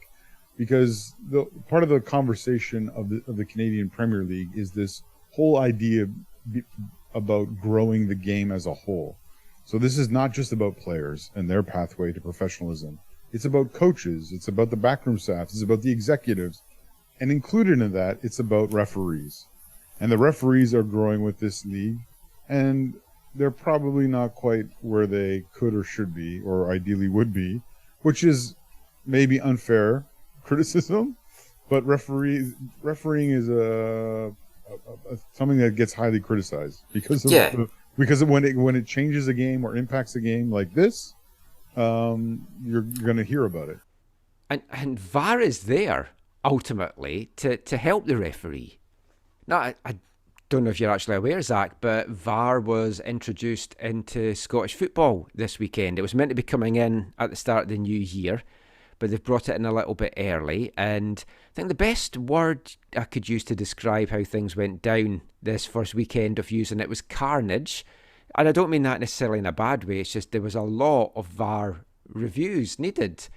And apart from maybe one blatantly missed handball in the Celtic Hearts game, on the whole, it was used to good effect and it helped the referee, which is what it's there to do and why the Canadian Premier League needs it, because these referees need help. But for anyone that hasn't seen the game, let's just describe how David Norman's sending off came about. So the ball has gone out for a throw-in. Alessandro Hojapour from Forge comes barrelling in towards David Norman, who's off the pitch at the time. Pretty full force. David Norman puts his hands up, as I think anyone would if you see someone coming towards him. It's just an automatic reaction.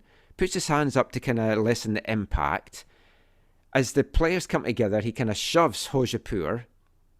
Hojapour goes back. He shoves him in the chest, but he goes down, holding his face, rolling about the way that footballers do. And when the yellow card came out, I think David Norman thought it was for Hojapour because he had come in quite reckless and late. And I still don't know how he didn't get a yellow for that. And then it was just absolute disbelief as Norman got the second yellow card. And a very irate Tommy Wheeldon Jr. after the match with that one. But I mean, that was the game changer. It would have been 11v10 for Cavalry. Who knows? You still don't know what's going to happen, but you'd imagine that man advantage would have shaped how Cavalry would have played in the second half. Because as it then was 10v10, and they kind of went into their shell a little bit. Now, one thing I will say, we got a tweet from our good friend of AFTN, Mike over in Victoria Gunnar. He is on Twitter. And he is a professional qualified referee. And he said anytime that a player off the ball raises his hands and makes contact and pushes over another person, it's an automatic yellow card. So in his mind, there was no doubt that it was a worthy yellow card. I see it differently. Yeah, but we're not referees. But obviously we are correct. Well, and that's where you need VAR, because when you break down that play, you see he's putting his arms up to like protect himself because this guy's running at him recklessly, and yeah. But like I say, to me, it changed the game. It changed how Cavalry played. Tommy doesn't feel that they kind of went into their shell a little bit. But let's play some of the post-game audio from a clearly seething Tommy Wheeldon Jr.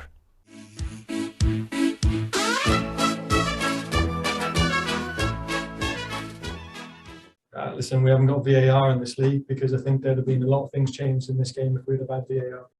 I know you're absolutely gutted after that. I was going to ask this as my second one, but I'll ask you it as the first because you just touched on it there. But 4 seasons in, surely with stuff that we've seen this year, VAR has to come into this league. Yeah, I think it's disgusting that we're sat here talking about decisions and not the players, because it doesn't do the players justice. That's fair enough. I mean, if you look back over these 2 legs, where do you feel, aside from refereeing decisions, that your team just fell short tonight? Up front, I mean, you seem to fall out of the game a little bit in the first half, and in the second half, after David sending off, it felt almost that you were just keen to maybe get to penalties by that stage. No, it wasn't that. We needed to be a bit more progressive with the ball. We were looking at making changes before the penalty about, bringing on Roberto Alacon, bringing on Charlie, bringing on Mickey Cantave, bringing on Maya Bevan, and it all happened so quickly. So, if there's anything I can reflect on is maybe I should have made those decisions a little bit earlier. It couldn't stick. We couldn't get it up to Joe or Ali and then make an attack and build an attack from there. So that's something we can. Was this something you kept in mind? Red cards, potentially being a rivalry, a lot of intense tensions going along. Was that something you kept in mind for the players pre-game? I don't think either were red. I've only seen them briefly. I think it ruined the game, to be honest. I'd like to be sat here talking about the game. And every time in these knockout games, it seems to be about others than the players. And the players, Bobby's got a terrific group of players, very well coached. One of the best teams in this country in the way they play. And we're not far off them. Yet we're always talking about these decisions. I'm sure questions will come in about me and my coaching, but what about others on there that have influenced the outcome of this game? And poor Davey Norman now has been sent off twice by the same official. Twice. Look at them. Sickening. Well, I'd like to have gone in at half time, and like it was tight game. We knew that we could keep it tight. Our defensive shape was superb.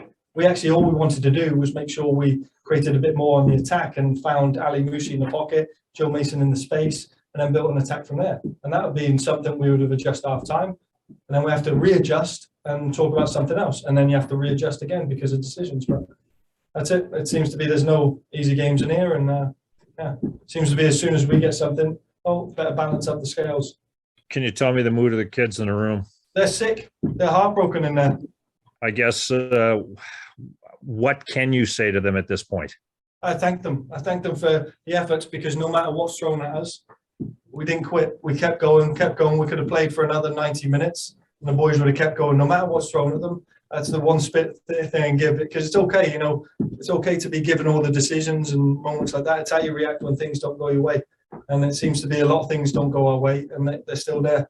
Boys are still there. Mason Trafford, 36, he's still playing his heart out. Marco Carducci's, he's fought off cancer this year and he's going up for a free kick to try and get us back in the game. These guys have got incredible. I couldn't be prouder of the way they handle themselves when things are thrown at them that they can't control. But you know what? I'm not going to sit here and accept it because I think it was bullshit, some of the stuff that went out there out of our hands. But it's very cold out here in the snow, marching to and from the enemy. Oh, I say it's tough, I have had enough. Can you stop the cavalry?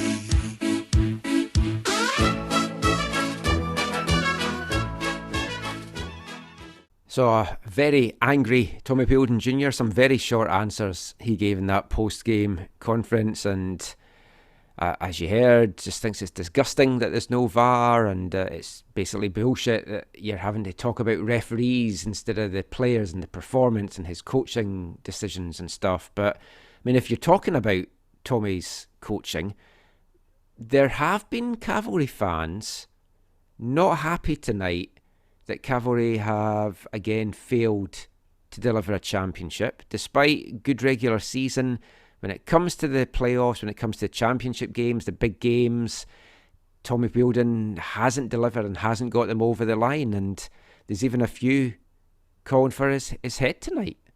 Oh. So why would you say that? Because I think him and Smirniotis have obviously been the cream of the crop of the league, the entire existence of the league, and I don't think that they would get the benefit that they would be looking for in the time frame that they would be looking for if they made a move. I think if they make a move, I think you're going to have significant, drastic rebuilding of your team. I think another factor of this as well, which maybe isn't fully appreciated by everyone, is how much the players love Tommy Pildon Jr., how much they play for him and how much they come to Cavalry because he is the coach. So, I mean, that could impact things as well. But, I mean, ultimately in football, if you're not delivering the silverware, at some point it comes to it that it's your head that's on the chopping block and you're the one that takes the fall if you're the head coach.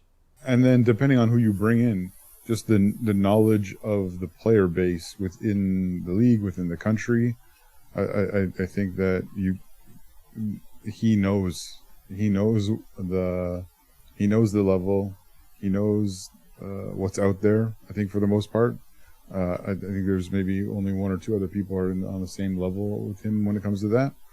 And so I think it would be a very short-sighted type move, and I think they would have some significant mid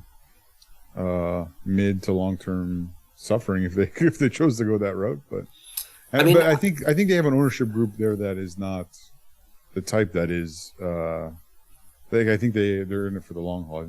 Well, he's GM as well. Yeah, exactly. Maybe Tommy feels that he's taken them as far as he can and wants to stay on as GM and not coach, but I don't see that. I don't see that either. I don't see that either, but that's a different thing, right? I mean, I don't think he'll step down. I don't think he'll get sacked. I think he will be the man to lead the team because him and his dad are just so entwined in Calgary soccer that it would just seem so weird if he's not leading that team. But like I say, he's ultimately the guy that carries the can. And I think there's very valid questions, though, to ask about how his team played on Sunday and how that tactics lined out and team formation and team selection, because I don't think it was a good performance by Calgary, and I think a lot of the blame for that does have to lie at the feet of Tommy. Questions are good. Questions are valid. Like we asked that one before, like the approach with Norman and Klomp at those positions, I don't think, well, yeah, it didn't get them where they wanted to be this year. That was one thing about watching the games today. I was just like, it makes you appreciate Starlight and Wanderers Grounds and even Spruce Meadows, because there was a lot of people at those games today, but it didn't feel like. Yeah, I think there was over 7,000 at the Forge Cavalry game, and like even the Ottawa game had a good crowd, but the way it looks on the TV, it's only when you see it from different angles, because again, they're big cavernous stadiums, going back to what I was saying about intimate MLS atmospheres and soccer-specific stadiums in like LA and Austin, it shows. It also doesn't help that the camera is pointing towards the emptier of the stands in a place like Ottawa either. Well, it's because they don't want people on the other side of the fan or the other side of the ground because they don't want them starting fires. Sorry, I shouldn't joke about that. No, but it's got some truth to it. Well, that's where the inebriety were. That Cup game. But no, it's always been like that in Ottawa. They always put the fans on the one side, right? So, it's not. It doesn't. I personally don't feel it helps grow the game. No. So the final goes next Sunday. It's Athletica Ottawa hosting Forge FC. Who have you got in that one, Zach? I was going to say my head says Forge, my heart says Ottawa, but my heart definitely does not say Ottawa. But no, I think I'd prefer Ottawa 1, but I think Forge will. I've got to say I fancy Forge to win their third title in 4 years. Wasn't impressed with Ottawa over the 2 games against Pacific. I know they got the job done in the end, but I just think Forge have got the better of them. Even without Becker, I still think they've got the pieces that can do it, and they've been to this stage before. They know how to win. Bobby Smirniotis knows how to win. And for any criticism that I gave a Forge, I do want to give a massive hat tip to them and what Bobby Smirniotis has built there, because it's tremendous. And they're such a good team, and they know how to win, and they know how to win championships. And to be in 4 straight championship games in the first 4 years of the league takes some doing. And it's something special that Bobby has with Forge, and I think they will go on and win their hat-trick of CPL titles. But that is pretty much it for the football chat. It's not it for the show, though, because we've got to bring you this week's Wavelength. And we're continuing our songs about footballers this month in the section. And we're going back to a punk band formed in the 90s in Derbyshire. They're called Apocalypse Babies. And this is their reworking of the classic punk song by The Business, Harry May. And it's about Tottenham striker Harry Kane.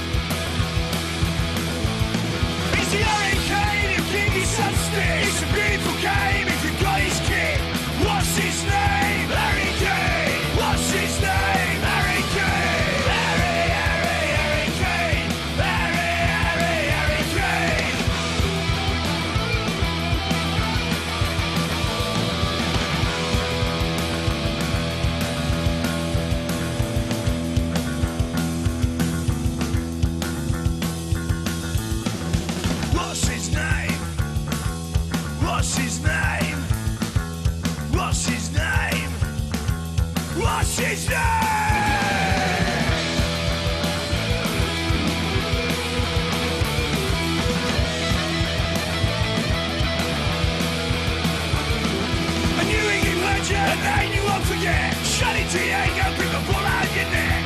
What's his name? Harry Kane. What's his name? Harry Kane. Harry Kane. Harry Kane. Harry Kane. Harry Kane.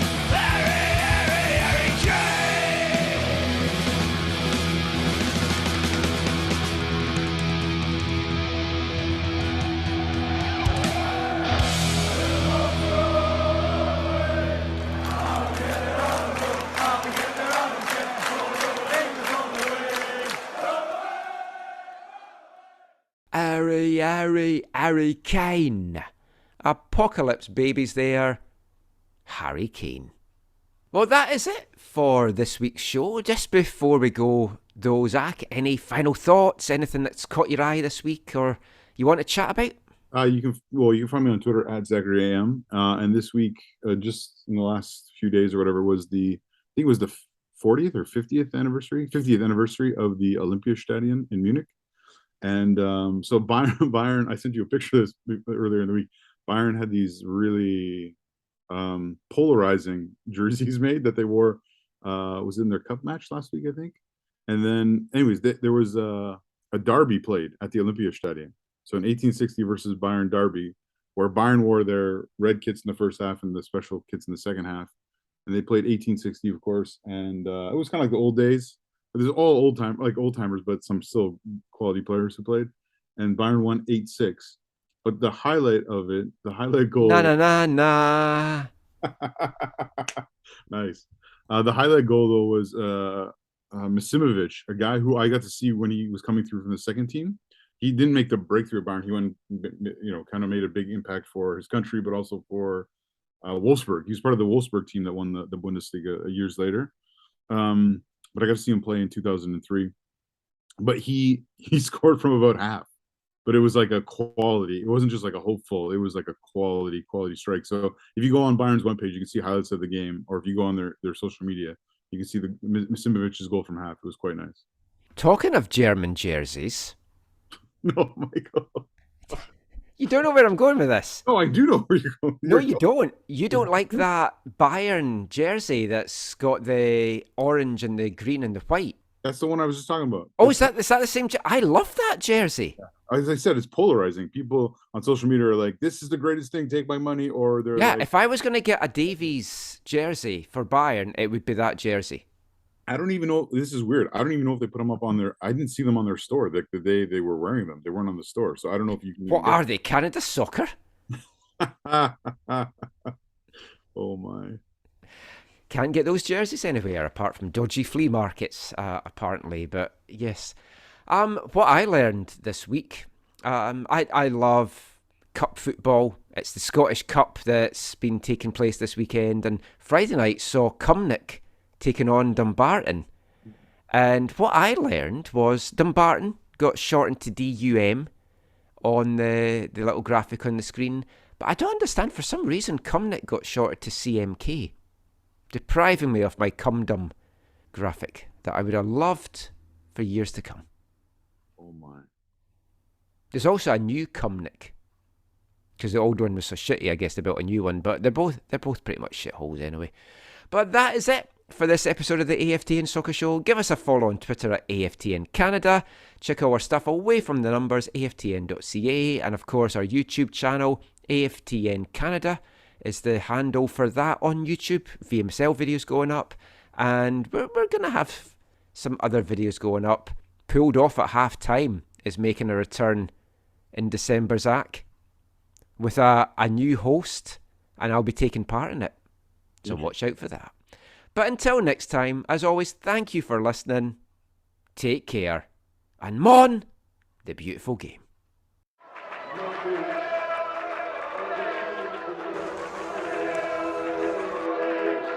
Going to your first match is an experience you never forget.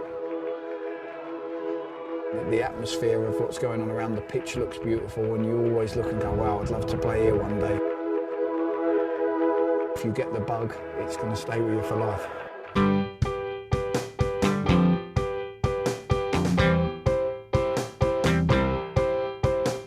10 minutes left. Yeah, but there's still some time.